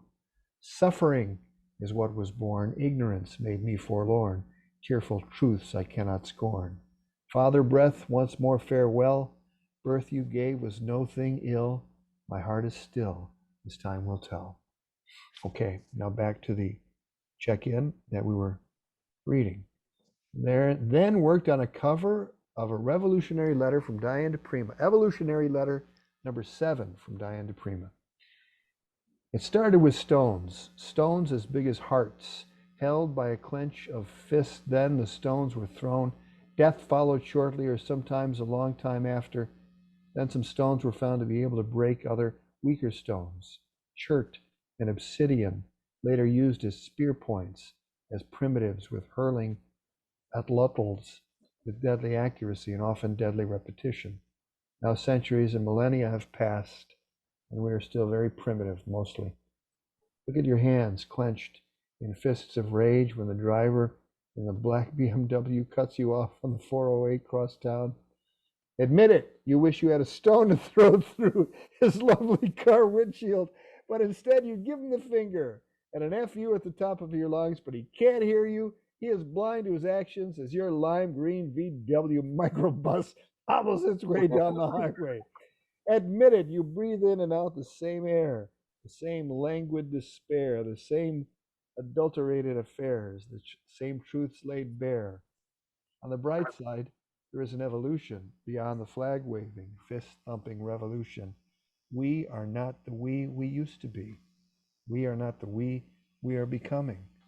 So onward we strive in hopes that our code, our epigenetic key, may one day open the door to peaceful acceptance of what is somewhere on the highway of life. I'm not going to go down because I love that. I want to have a moment to bask in that. I think it was clear that you were kind of channeling the Father Death blues rhythm there for a while, which is pretty cool. I found the Jim Carrey stuff about Canada quite funny. I can't see anybody's nodding heads or faces, but I would have liked to. I found it interesting, the title of the video, Van Gogh's Ear. I guess you probably already knew the publication of the same name. Yep. I listened again to Blue by Joni Mitchell. The melodies and poetry still holds up after 50 years. Oh, and here finally is my version of Father Death Blues. All right, here we go. Dad, Dad, Dad, where are you now? Gone 5 years, and each day, each breath brings me a bit closer to seeing you again, perhaps, or not. You never did believe in a heaven, but at times before your death, while hooked up to the ventilator at Johns Hopkins, I see you in younger days on hikes we took through the woods in autumn, the leaves crunching underfoot as the dog raced on ahead, excited at the smells, the sounds. Dad, Dad, I imagine you now in the leaves underfoot, in the clouds overhead, in my in and out breath, keeping me company. A sort of evocative of Walt Whitman there. If you want to look for me, you'll find me under your boot soles or something to that effect. I paraphrase. Did I miss? Was there a second one that you had, Carlton? Yeah. Okay. So let me go back to. Sorry, I had to log out. Was one Zoom and or one message, and I'm assuming you got my check-in. That's the second one, right? Assuming you got my check. Oh yeah, here we go. Who am I really? Is hold on. Who am I really? That's the one you were talking about, number 2? Yeah? Carlton? Yeah, okay. All right, so let me share screen, go to searching all inboxes, and who am I really? I'm the moniker. So here is the original poem that I used for the word cloud picture today. Okay, who am I really? I'm the moniker of heaven, the century of lost and stolen sentences, the forgetter of plum daisies and emerald grasses. I am the solvently inventive and sporadically special. I am looking for evening peace and morning skirmishes. I am a dread toaster, a good processor, a flashing machine. I'm a student of bees zooming with pollen. I am a teacher of buds blooming in the apple orchard. I'm a cold, bitter wind on an infernally hot day and the starry clouds on a pale, moonlit night. I am the well-wisher, the gentle kisser, the lend-an-ear listener, the melancholy mister. I'm a simple prayer, a single hymn, a solitary blessing, a final grace note. I am, I am, I am. I'm reminded there's a point in the poem that I read earlier where you went into the obsidian and the other thing, and they were very tangible, lucid details, and they appeared so brightly in that poem. I wanted to make a note about that. But the dread toaster, you got to type in the chat what do you mean by dread toaster. It sounds like some kind of reggae, some kind of reggae thing. We've got armpit days with the dread toaster and the trees heat trees. So if you want to type in the if you want to type that in the chat, the dread toaster, if there's some background on that. Not to explain it, but maybe just what inspired you to write dread toaster. I love that line. Sings reggae to me. Nice check-in, man. That's good. Thanks, Carlton.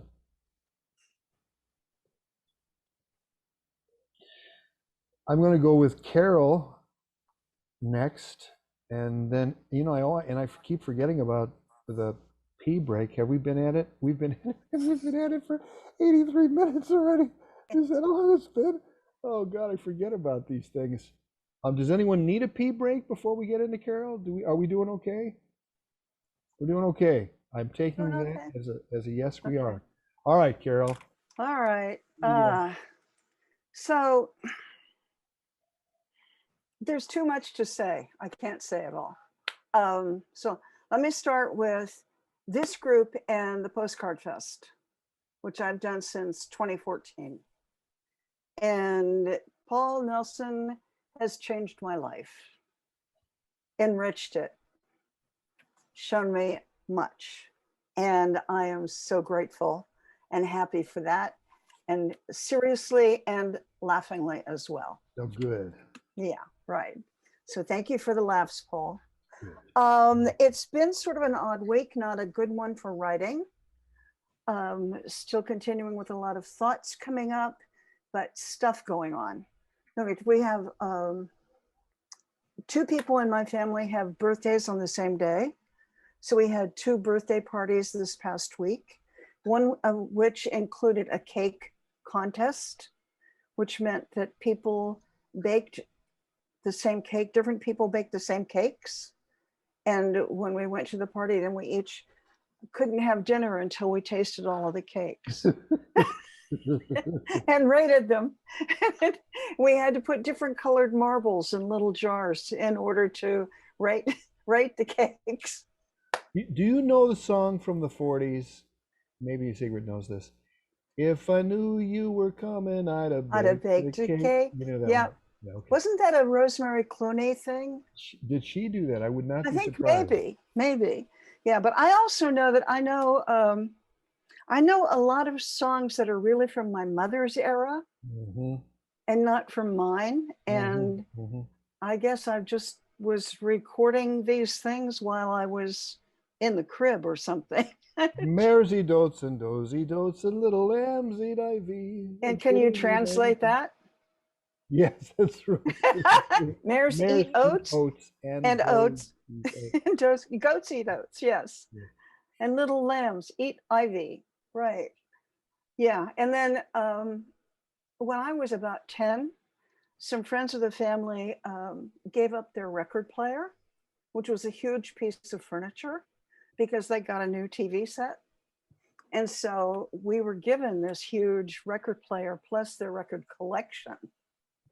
And so I got to listen to all of these really good jazz records, but also some really weird stuff. So like Istanbul, it's Constantinople now. You ever hear that? Things like that, and they stick in my head. Anyway, so it's like that kind of week. I'm all over the place without really lighting anywhere. And one thing that you said last week stuck in my mind about following my sort of ramble about not writing and then visiting Kenny. And so I've started taking my a logbook with me when we go to visit Kenny.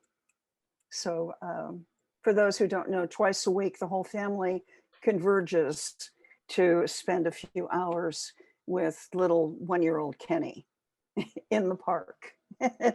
So it's sort of like a bunch of pioneers going to Vallejo or something. Do not play any South Park episodes when you're visiting. No, I'm Please not take ever. them. No, I won't do that. Okay, good. So all of that.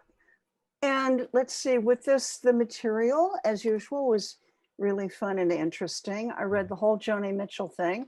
I couldn't get to the Jim Morrison Paywall. words, you know, because Yeah. and I don't want to pay the Wall Street Journal. I don't blame you. Yeah. So Sometimes when I put the link there, sometimes it's because of the quality of the link that people will be able to click through. So I don't know the difference yet. I always try it. But I always try. yeah, Sometimes it works, sometimes it doesn't. that's right. That's right. So I did that. I loved what she was quoted as saying in the article, where she said, I am demanding of myself a deeper and deeper honesty, the kind that enters people's lives, makes light bulbs go off in the head, and makes them feel. That whole quote just made me think of, that's the thing that we're working toward in these workshops. That sort of spontaneity that is not only spontaneous, but it comes from somewhere deep within. And it's so thrilling when you feel it. It's such a great thing when it happens. So I loved that. Loved, hearing that quote from her. I tried twice. I tried a stanza on Ginsberg's blues, and one I only got 2 lines and gave it up. And the second one I got 3 lines, and I really dislike it very much because it was making me rhyme, and I don't like to rhyme, and it's hard. Other people can rhyme and it sounds like a grown up, and I rhyme and it sounds like I'm 10 years old and have never read anything, and it's just awful. It's, anyway, so, but then I did get caught up in number 8 of Diane DePruma's Revolutionary Letters. And just for some reason, the one I went to was number 8. It starts with, every time you pick the spot for be in, a demonstration, a march. So it took me right to the notion of choosing your battles and choosing your place. And I sort of took off on that. So I've got something I can read to you. That would be lovely. It is completely unedited. It's like I wrote it in 5 minutes and this is it. Okay. All right. So in the case of personal revolutions, every time you choose the spot for a we need to talk or let's clear the air conversation, you're choosing the ground for a potential battle or a peace accord. You're still calling these shots. Pick your terrain with that in mind. Remember the way of the warrior. Where is the high ground? Where is the low? Know where the exits are, which doors lock from the inside, which streets or canyons are dead ends. Choose a neutral place, a place with no memories, no ghosts of frantic lovemaking, no grief for a battle lost. Maybe it's also best to wear neutral clothing, depending, of course, upon the degree of your manipulative bend, his favorite clone, her anniversary earrings. Leave behind your smokes and drinks. Practice breathing when you're triggered. Practice saying and but. Know your limitations. Bear contempt, neither for yourself or the other. There are no winners here, no right or wrong, rarely agreement. Acceptance is the best to hope for. Decide at what point you will no longer engage. Today may be your revolution. Mm. Do you, Carol, Yeah. do you think a person is an elder when they don't get triggered, or can elders get triggered? I think we get triggered until the day we die. I do. I think to practice, there must be an art to not being triggered. And I think that before you get to that point, you have to reach the point where you are able to be in an emotional situation and detach, which I found was one of the hardest things I've ever learned, is to say, I'm in a situation, I am triggered, I want to scream and yell. I can't do that. I have to pull myself away from the emotion of it, and I need to say something about the situation Mm-hmm. without becoming emotional about it, without showing my anger. Detachment, that's a very, very difficult thing to do, to pull away from your emotions and still address a situation. I was triggered today. What you're talking to me is very fresh. There was a line about earrings. Was it Her anniversary earrings? Her anniversary earrings. Yes. One of the luminous details in that. Anne Graham Walker has a question in the chat. A place with no grief. Where is that? Your question is. Maybe in complete surrender. Mm. You think? Well, the grief may be there, but your response to it may be guided. Right. If you've surrendered. Right. Yep, your attachment to it, back to surrendered, attachment. Absolutely, surrender Right. is a perfect word for it. Yeah. Yeah. Well, good. Yeah, I think we just live with grief.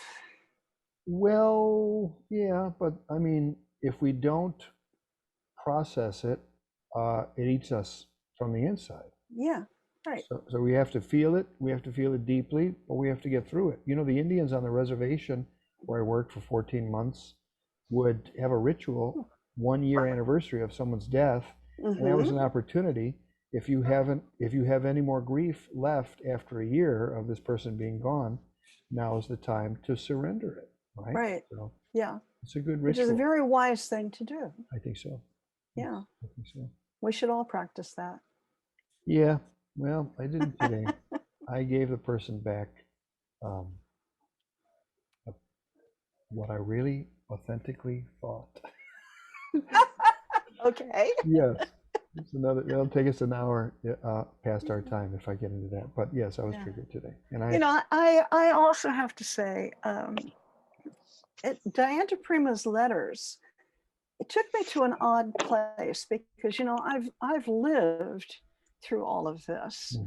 And she comes across in her revolutionary letters as being one of a group of revolutionaries.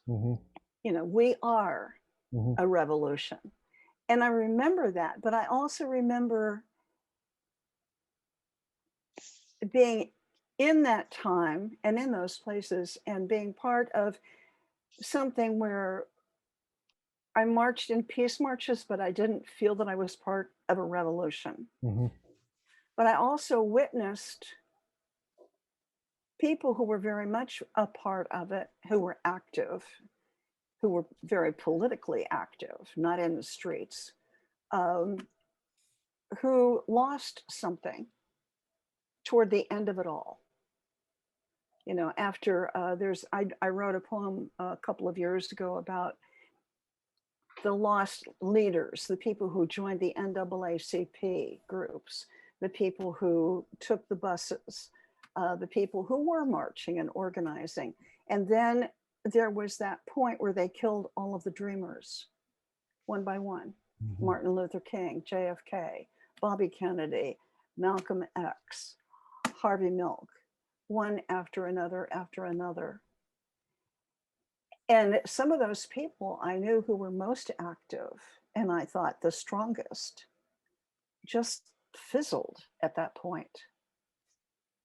And they were lost to the causes because they felt like they'd heard if you speak out, you die. Right. And they will, you know, they stopped. We lost them. Anyway, that's what Diane's letters, Diane can't speak. That's what she reminded me of. Diane the Primal. Thank you. It's not the brain. The brain is working. The tongue is having a difficult time today. That's all right. That's okay. No, very good to hear your take on the revolutionary letters. Some of them strike me as a little bit naive now. Mm-hmm. Yeah. You know, and this whole idea of revolution, I don't know. I don't know about that. But I also see people like Alexandria Ocasio-Cortez and the Mm-hmm. squad, and I think if they can, you know, Alexandra, she's got a perfect political sense, I think, and the others could learn from her Mm-hmm. the right thing to say in the moment, Yeah. and not be so, be so combative in their Yeah. rhetoric. And I think they'd be more effective. But it gives me a Yeah. lot of hope to see people like that in office, and Yeah. so I think we're going to be okay. She seems to be very right for the time. Yeah, I agree with that. Yeah. All right, thanks, Carol. That's great. It's nice to, of course, the revolution, you know, we see what happened in San Francisco, so something fell short in the revolution. What's the average rent? $4,000 for a one bedroom in that town or something like that? Yeah. Sounds Yeah. crazy. It's insane. Yeah, it's insane. It's not. Totally insane. It's not right. Yeah. There was a jazz band in Seattle called the Wellstone Conspiracy Theory, after Paul Wellstone, who may not have been shot in the head, but very questionable his death. So another revolutionary, I think, and who was in the system, who could have really done some good and did some good while he was alive. And others. Who's the woman in Central America? Beatriz.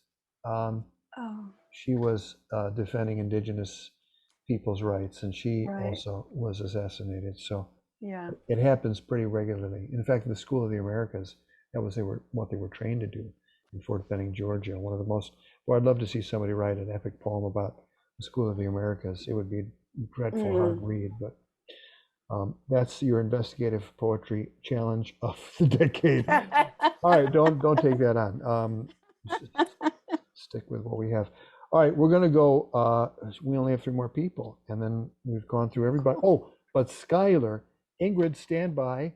Ingrid, persistent politeness, and Rob Lewis, stand by, because I want to retrieve Skylar's check-in, because she was having a block party and couldn't come, and she sent me her check-in. Oh, here it is. Lovelace, and here we go. Okay, so I'm gonna share a screen and read it to you from my inbox. Okay, hi Paul. I won't be able to attend workshop tonight. Our block is having a party complete with kids, bike and trike parade, a hot dog bar, fireworks in the street, barricaded from traffic so we all can play in safety. It sounds like a Norman Rockwell painting. If it sounds like a Norman Rockwell painting come to life, let me assure you, it is. These 3-story houses were built in the 10s and 20s. The trees are twice as tall as the houses and meet overhead, so the streets are tree tunnels. We've lived here 30 plus years and are now the little old people on Fountain Street, Wow. which is the title of her next book. I would recommend Maybe the little old armpits on Fountain Street. Ari, tonight's readings. I don't subscribe to the Wall Street Journal, but was able to find the Jim Morrison article elsewhere, such as here. I don't think it was the same article. I'm not sure. Or at least I think it's the same article. It has some odd typos, weirdnesses that distracted from the content. Morrison's mother married a man with 2 kids her own age. Huh? Morrison wrote, beginning with eternity again. Huh? But I'm looking forward to reading more in-depth responses to the release of collected works. 50 Reasons to Love Joni Mitchell's Blue completely engaged me, and what a great format to use. I played all the included clips as I read. I'm not a musician, so I love anything that connects me with how musicians see their world. DePrima's revolutionary letter. She lays it out clearly, but so little has changed in 50 years, or if it's changed, it's gotten worse. So it was somewhat disheartening read. Coincidentally, I was reading All the Light We Cannot See, so was getting a double dose of disheartening, as that novel underscores the difficulty of breaking free of the past. Always nice to see and hear Allen Ginsberg, although I don't think he's a great reader/reciter. Not all poets are the best readers of their own work. I pulled out our copy of Wichita Vortex Sutra and reread it. 1966 Coyote Press, original price 85 cents.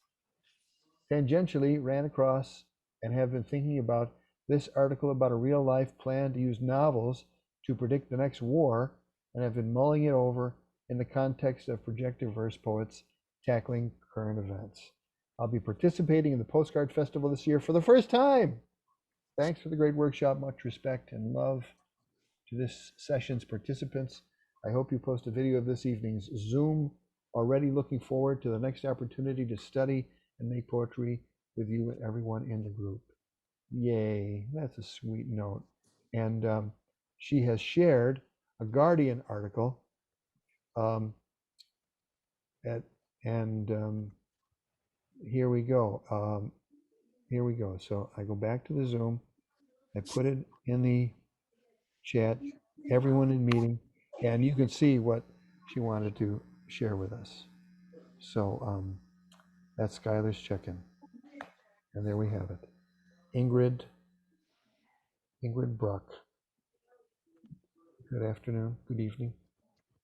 It's your turn. Whoops, did I get it? Yeah, I did. I'm here.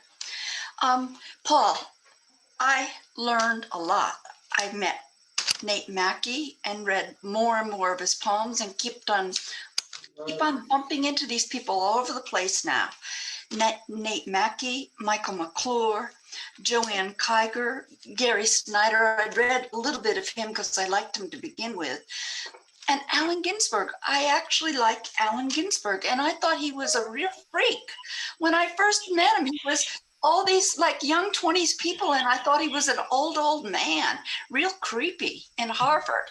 Over at Harvard, I thought he really was. He was creepy. Well, but I like him now, and I really enjoyed that that video interpretation of Van Gogh's Year that used his poetry. That was good, and I sort of was saddened by father death, because he was ready to die. He was embracing it, and I've been thinking about that sort of all week. Jim Carrey was funny. I played with word clouds, and I've just plain had fun this series of classes. And I think it's because of all of you guys that are here. You've been a whole lot of fun. And I picked up one of the cover poems, and I'll end with reading that. This is back with Joanne Kiger. It's the one I wrote then. I haven't typed it out even, but I like her because she's unadorned. I sort of like Diane DePrima. She's down to earth. They are weaving fabric solely of birdsong in Antigua's Central Market, a gossamer mesh dipped from the cobalt Pacific. Weavers on knees twist strands of cotton, the stuff of birds' nests, At the other end of the city, a handloom beats its shuttle above the cobblestone sidewalk. Una princesa con pestañas tan grande. Next to her, the baby sister wrapped in a shawl, watching me, giant open eyes. She says, I'm a giant, a trespasser. Her mother kneels, one of many, counting the threads she lifts, drops. A quetzal with long tail of liberty emerges. That's it. Far out. You throwing the Spanish in there. Look at you. Anyway, I had fun Why did you throw the Spanish? How did you end up? because I lived in Guatemala and Mexico for 3 years. So No kidding. That was fantastic. The way you just busted that out. I love that. so I could own that. The way that people always adored the babies, I just loved it. And Yeah. they always had una princesa, una reina. I mean, just little darling, little darlings. I wonder if none of the Canadians have talked about the Jim Carrey thing. That was funny. It was funny, wasn't it? And it's so Jim Carrey. It's just so goddamn over the top. And then he gets into it, and I just can watch that over and over again. When he goes into his voice, yes, me and Nando. When he does that, I just fucking love that. Well, thanks for the kind words, and I'm glad you're getting so much out of it. That's a beautiful poem that you just read. The Spanish adds so much to it when you went into that. I did not expect that, and it was so beautiful. It's like the rhythm of the street. Yeah, It takes you there. Just the fantastic. way a cover does, I guess. It's the rhythm of the poem that it lifts you. And how are your Latihans going? They're going. I keep on doing them. Yeah. It's kind of hard in that vacuum that we do it in, where it's silent, and I am so far away, so I'm alone with myself. But there is one lady, and she comes to my house. Unfortunately, maybe it's fortunately, but she's a tree. She does Latihan like a tree, so she doesn't move at all, and that keeps me kind of rooted too, because it's like you dance with the person you're with, um, but it's too far to go 2.5 hours. Yeah. So I'm making my way, but slowly, and I love it. And Rob, I wish you were there. It's like a party I think you belong in. Not really a party exactly, but sort of a soul quest, and I can see you taking it. Yeah. But in any case, Especially with his new haircut. oh yeah. All right, Ingrid.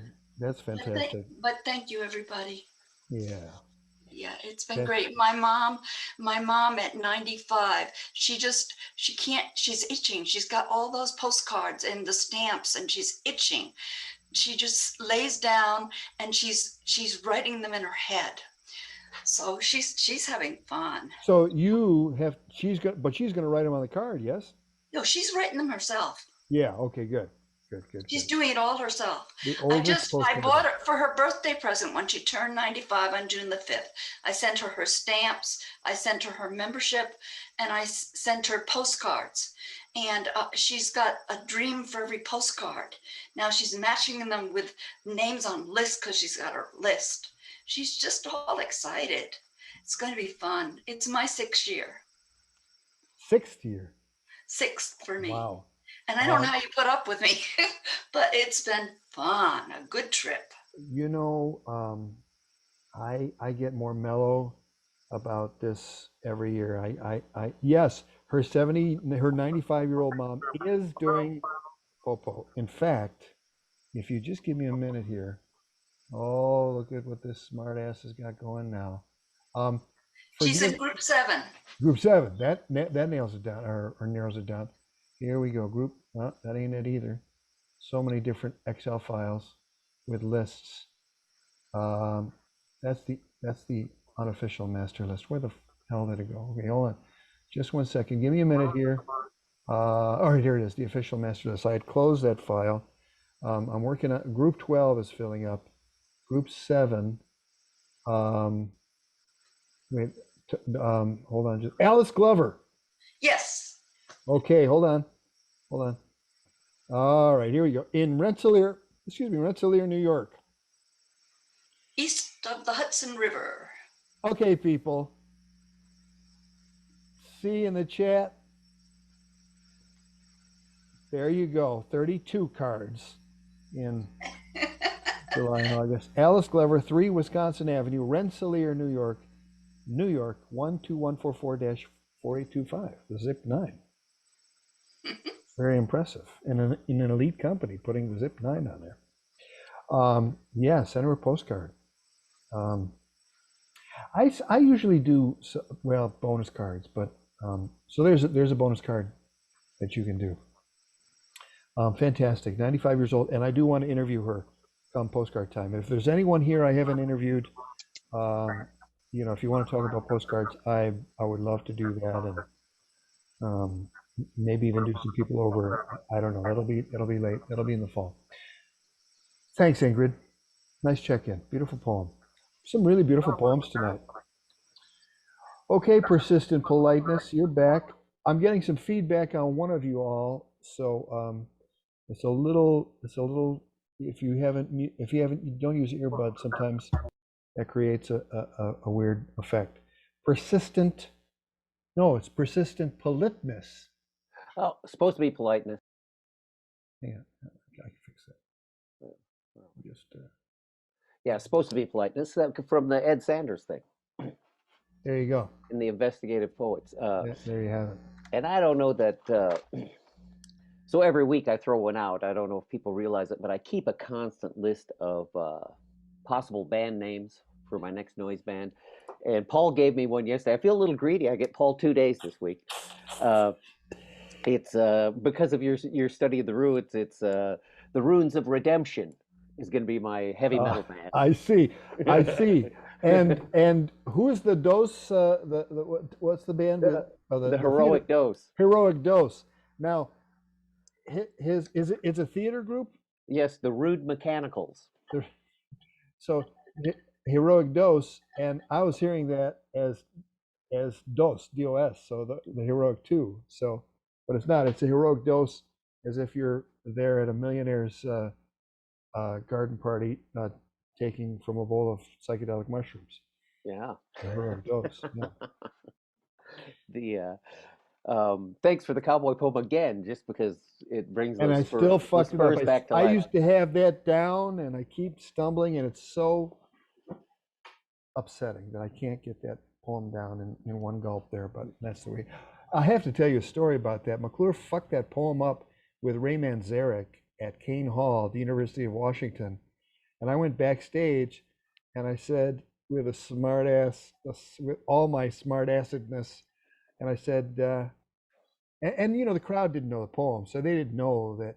Finally, Ray cued him. That's one way. Like, get back to the poem, Michael, because he was kind of swirling around. That's one way. Michael's like, that's one way to be a real cowboy, but maybe that's too hard. Listen to the jingle of your spurs. And I said to Michael after the show backstage, I said, we ever figure out who the cowboy was? And he goes, yeah, you. Boom!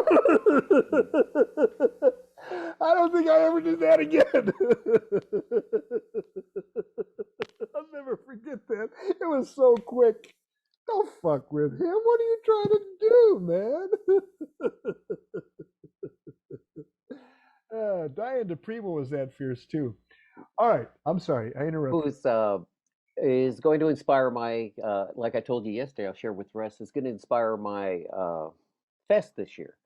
I just have fallen in love with Diane DePrima and some of her short things, trying to find things that fit onto poems that, as Paul would say, bring out those luminous details. Damn it. But I also had Carol the same kind of reaction to some of the, or Paul, some of those ideas were dated, and you go back to the time of those revolutionary poems. Of course, I'm 9, 10, 11 years old, And so my opinion means absolutely nothing, even though I'm living those same experiences as everyone else. As a young person, you're discounted, even though you have feelings and you watch the bodies come back in the bags on TV, and all those things are happening to you too. And somehow, um, I've always there's just that weird dichotomy or position of being that you just don't know enough. But truly, even now when I read them and look back, it's like, no, I had those feelings. I knew. You can't tell me I didn't know what was happening, no matter how much you tried to hide it. But so Diane DePrima is going to fuel my thing. I'm in production, people. I've got cards made. How many lists are you on? I'm on 2. 2. Hey, I don't know if it's too late. I did want to try and be Rancho Chaotic on that second list, but don't make anything too What crazy. list? What group number was that? That was 9. Group number 9.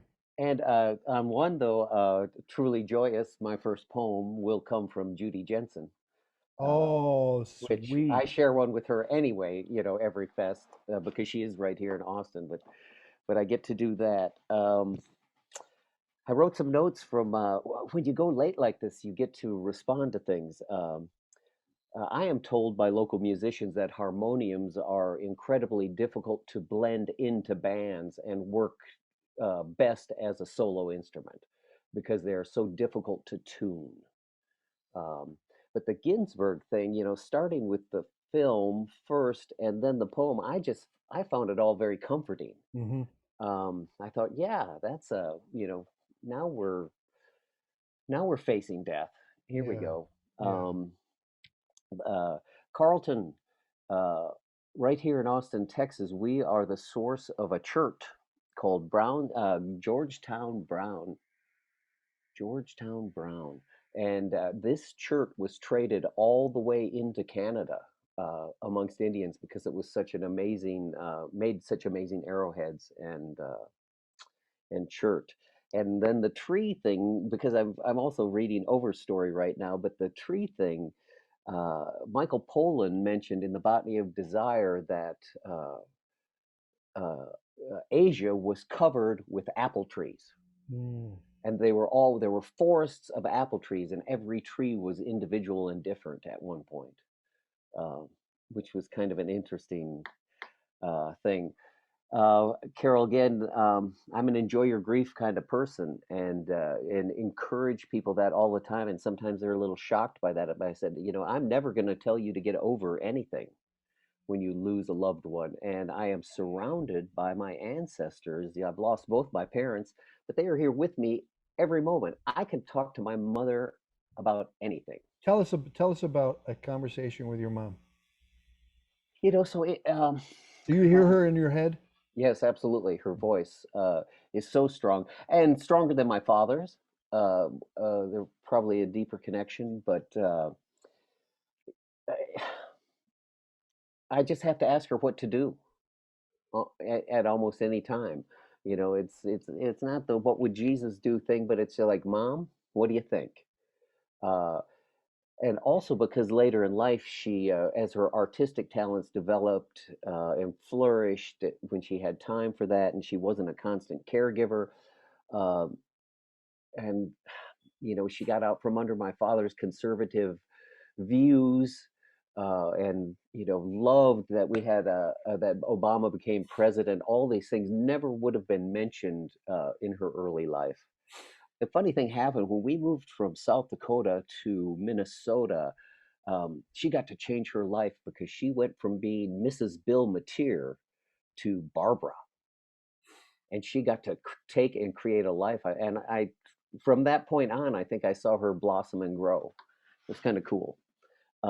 Very luminous details in all of that. Yeah. Very luminous.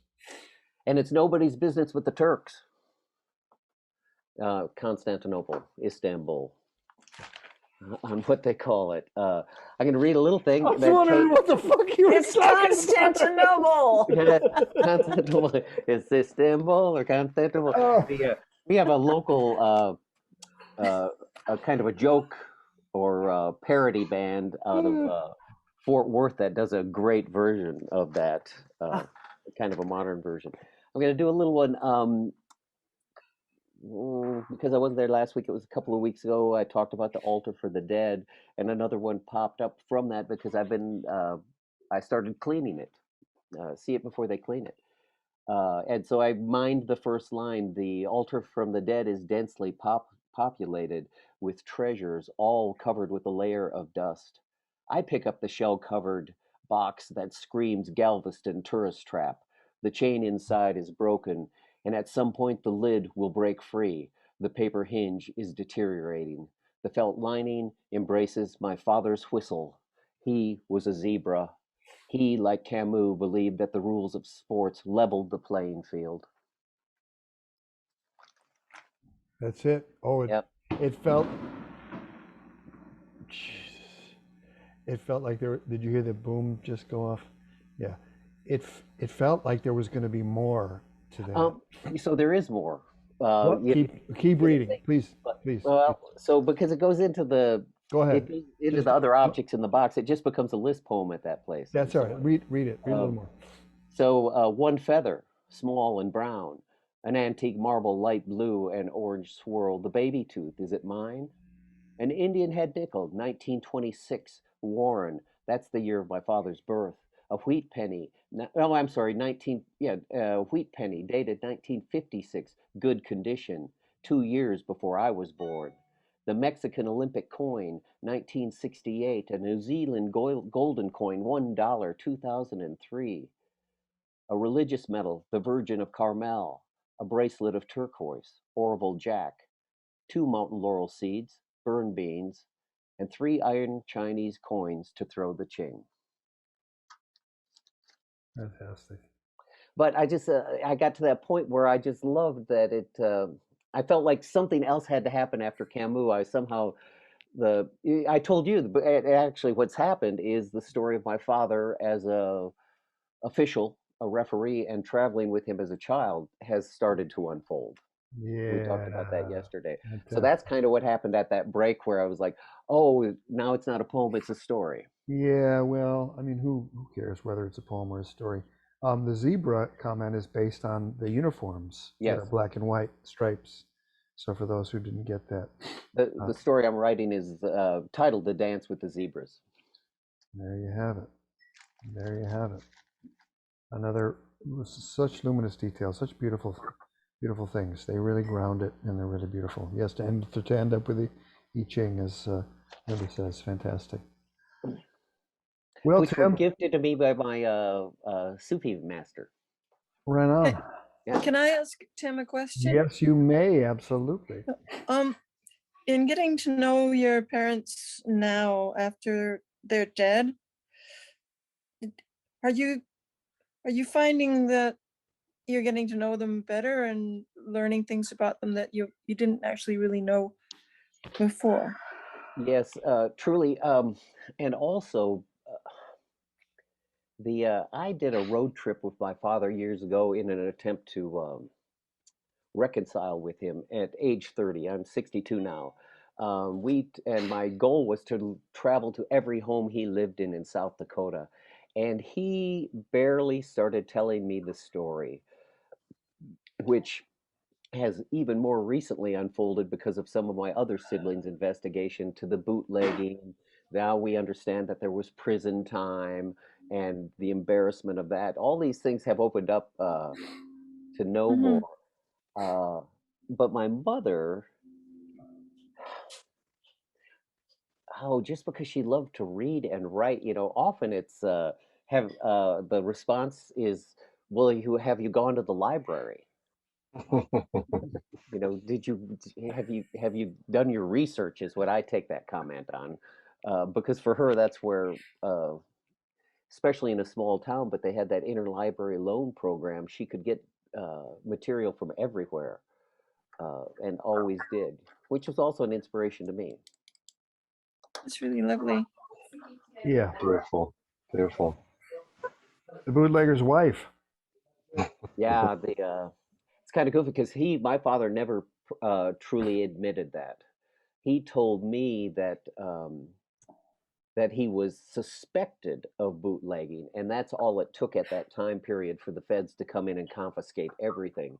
And the whole family, because they lost everything, had to move to another town and live with grandma.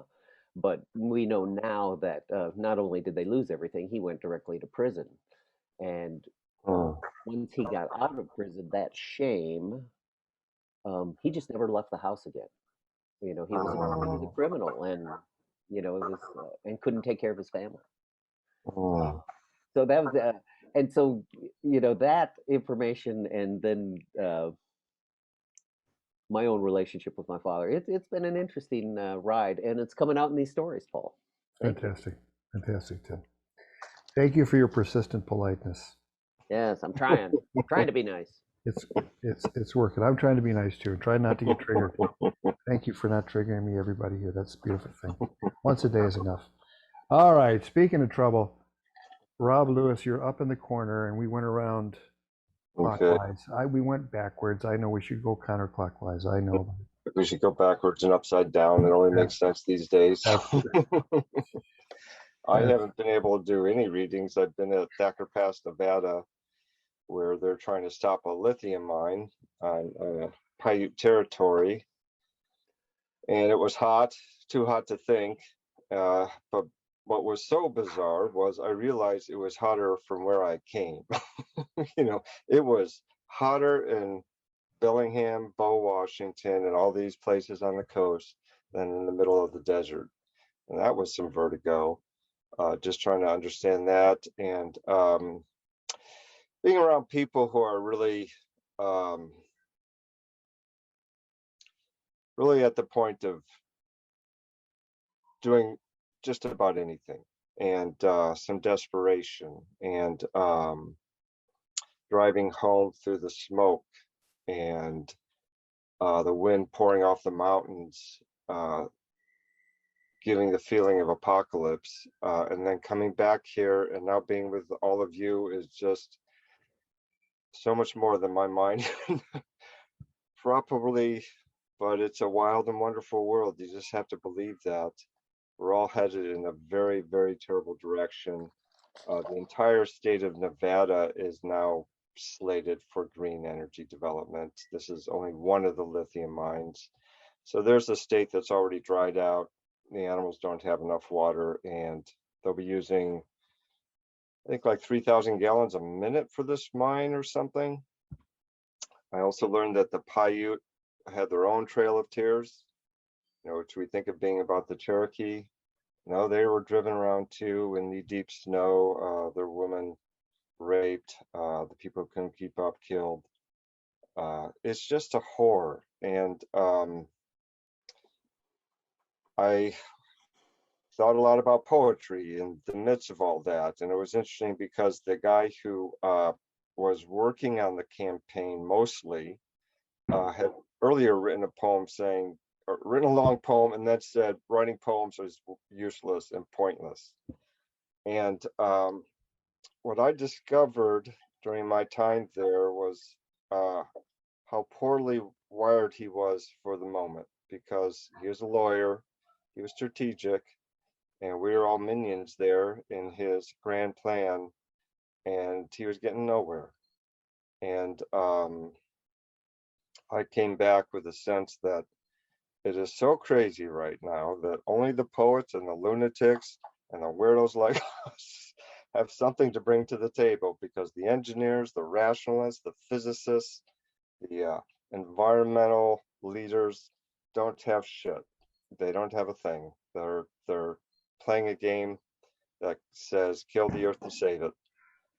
So it was really discouraging but clarifying for me.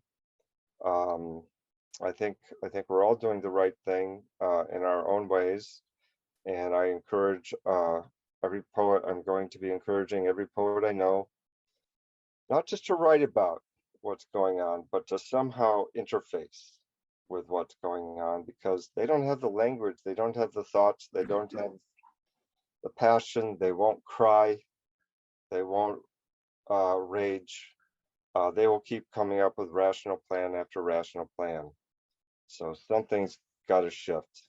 And it's like bringing the clowns and the poets and the kooks and the people who turn things upside down and inside out and play with language, and every one of us, I think, is in an important place right now somehow, though I can't quite explain it.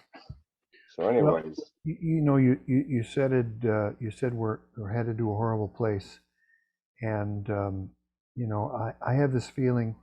It was 100 degrees here in Seattle, and when I moved here, it'd never been over 100, never been under zero here.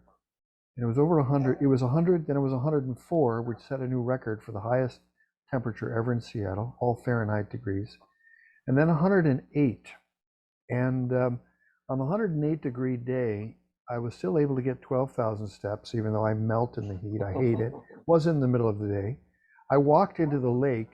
I didn't walk very far. I mean, it was only up to my ankles. I walked in the lake. My feet dried off very quickly after that. But it's almost like what nature does to us is, right? And it wakes us up, it wakes us up, but then, we're back to whatever temperature it is now. Right now, for instance, 79 degrees. That's like, I mean, 78 seems like the perfect temperature to me. So when it gets up to 90 now, I'm not going to go, it's so yeah, fucking hot. It's going to be like, man, could be worse. Could be 108 degrees. And I don't think, in many cases, I think we don't get more than we can handle. Now, if you're in the middle of Dominican Republic and a hurricane's coming through, maybe that's a different story, or a tornado in Chicago or whatever, if you get caught in that. But I like to think if we're guided, if we're talking to mom in our head or someone else, I think we get the message in time to be where we need to be. And I don't think we're headed to a horrible place. Yes, things are going to get worse. Yes, things aren't the way they used to be. But I'm forever an optimist. There will be some good that comes out of this. We cannot live on the planet as we have been with all these cars and with all this greed, and something has to give. And I believe it is giving. I believe we hear the stories in the media of all the fucked up things. You read the New York Times or Washington Post and you think it's bad now, you just wait, it's going to get worse. And I think it is, but it's going to get worse in pockets, and there are going to be ways to get around it. Certainly there are for me. We bought an air purifier for $90 from Winix when I should have been buying an air conditioner. But we only needed it for 2 days and we slept anyway. So I don't think we're headed to a horrible place. I think, we're headed to it through some difficulty, and some people aren't going to make it. I believe that, and there's horribleness in that. I agree with you, but I'm optimistic about where things are headed, and I think the people are waking up. So I felt a need to say that in response. And I really love that you go out there and get these stories. And Christ, I hope you write about the Paiutes, for instance. I hope you create awareness about what has happened to them. It's really important to tell this history. In many ways, it's being done a lot in the people in this class, whether it's the personal history of your father, the bootlegger, or what's going on in the schools, in the residential schools in Canada, as it has in Adelia's poems, and other places as well, and your own personal myth, which I think is important. How those two things kind of come together, I think, is really critical.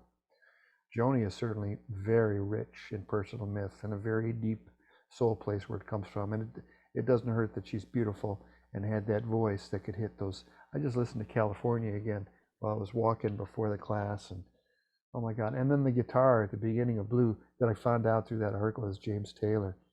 That weird kind of tuning that he said he could do anything he wanted because of the instrument that she was playing. The dulcimer. Was it a 3-string dulcimer that she brought because it was easier to bring to Europe and travel with? Is that what it was? You don't remember? I think it was. I started the class by saying how grateful I was for this ride. The whole season's cycle of workshops ends with this, and I'm grateful that you're all here. It's been life affirming for me. It's been healthy for me. It's been a healing and beautiful thing. It has enriched my life. I love being here, and I love that you trust me as your guide through this material. And I'm going to plow through a bunch between now and the fall. I do have a poem I love from A Time Before Slaughter, and it ended the first book of A Time Before Slaughter. So when the Pig War book came out, the second edition of this, which we kind of put the pig and the sort of a cover in the middle of the book, you can kind of tell. But this is number 10 from Elegy for Slaughter, and I have this need to read this to you, especially after some of the stuff was read and the talking to our dead ones in our own heads. So when they are dead, they're everywhere, and maybe we can't smell them. Maybe we can't have a drink of sake with them, or hear them read from Dolphin Skull, or hear them read from Loba, or hear their Buddhist poems about Bolinas, California, but we can hear them in our heads if we do it right. Tim, I completely believe you when you say that. I have the same experience, and it makes me feel like less of a crazy one when other people talk about having that experience. Elegies for Slaughter, number 10. After summer rain, angels would trample the wet grounds outside the carnival of glands, and yet dead poets always get the last word. Perhaps time sweetens with each deeply felt elegy. We see their picture as if they'd live forever the day before the Times writes their obit. It is the rare July angled rain can eat Northwest faces shudder what's left of the white blossoms who refuse to complain about their well-timed descent. Unlike Slaughter, the trees, the Nootka rose, wild ginger, Sitka, columbine, dogwood, Indian paintbrush, the fireweed remain neutral, hold, like Tahoma does, the resonance of every step, and waits patient for us to honor our greed.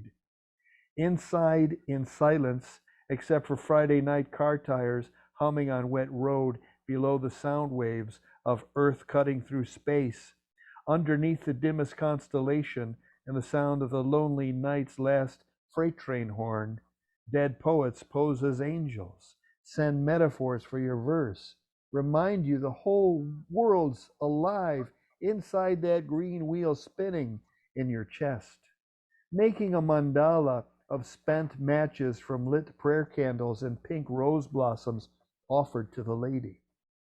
You are only a reflection of the skill your parents had in the lightning flash that became you, and for which you yearn to return, endlessly checking the weather forecast while the stuck river rolls beyond the spot of diversion. You get a hernia as your marriage falls apart, or your nose bleeds for recognition, but the grace saving use the extraordinary patience of dead poets in the garden scaring raccoons, dead poets animating the cat's eyes for a moment, moving molecules to drop white blossoms for your amusement, dead poets caught in your throat in the fetal position, like latent antepasados turning the last blood fire burn into your richest, deepest song. Sunlight's headed south now, faster than the cat can comprehend, makes the tips of stuck waves more white, animates coyote's smile, lubricates the stunts of stellar jays, keeps light shining on Slaughter, not waiting for better weather. And a poet you knew will become that light, or that latent angel, or that force moving molecules to amuse your evening walk faster than your aging synapses can flash across their gap. He who could live beyond the last parenthesis, she who could hold fire in her hand, he who makes better weather for those who honor their ancestral land, she who marks the Northwest July sun's closing arson, orange, and apricot rays in skin, blood fire, and melted wax. She who taps the never-ending flow can withstand every parlor trick Slaughter could ever conjure, with a rare commitment to every blossoming every species has ever known.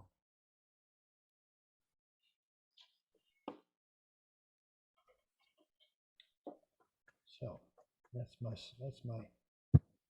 last comment on that. Can everybody on mic and unmute and be here and Unmute.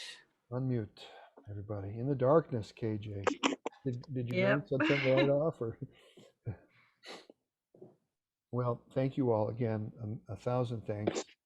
So grateful for everything and for being here. I'll see you at the mailbox in the summer. I hope that you all participate in the Postcard Fest. Registration ends on July 18th. SPLAB will be known as Cascadia Poetics Lab come September 1st. Lord willing and the creek don't rise. We're getting a new website. We've got a grant application going into the NEA for $50,000. We're hiring a grant writer for that. I hope to be garnering a salary and making that leap September 22nd on my 60th birthday. I hope to have a reading that day, and I hope it's going to be a Zoomcast, a hybrid thing. We listened to the jazz band last night at the Ethiopian restaurant, so things are beginning to get back to the new abnormal, whatever that looks like. And so I will see you at the mailbox. Thank you. Thank you. I did need to Thank make you, Paul. Thank you, Paul. That Thank was you. amazing. And Thanks. loved your last poem too. Yes, for that thanks for poem. reading Beautiful. that. I want to do a shout out to Sigrid though. I've received this incredible package this week of collage materials from Sigrid, and I will put them to good use, my friend. Mm, nice. It was sweetness. Or give them away. Yeah, oh no, I can put those to use. There's some strange stuff there. Yeah, oh no, it was good. Good stuff. Right up my alley, baby. I've got the matching set. Are you That's here? what you want to said. sit here? Wow. Thanks, Paul. Thanks, everyone. Wow. Thanks, Thanks everyone. for I hope the we all great see you journey. again. Hey, Bob, let's thank have you a visit all. sometime soon. Thanks, Yes, Susan. will do. Bye-bye. Real Thank you. Definitely. Right. Thanks, Linda. Bye. Thanks, Hey. Sigrid. Yeah. Thanks, Persistent Politeness. Thanks, KJ. Thanks, Ann. Thanks, Adelia. Thanks, Ingrid. Much love to you all. Love you, everybody. You've Bye, made everyone. you've Yeah. helped me through this time. Wonderful. Hey, cool. Oh, great. Great. Thank you so much. Hold your heart, Rob. Right. Yeah. Bye, everybody. Bye-bye. See you, everybody. Night. Bye. Bye, everybody. Bye, Susan.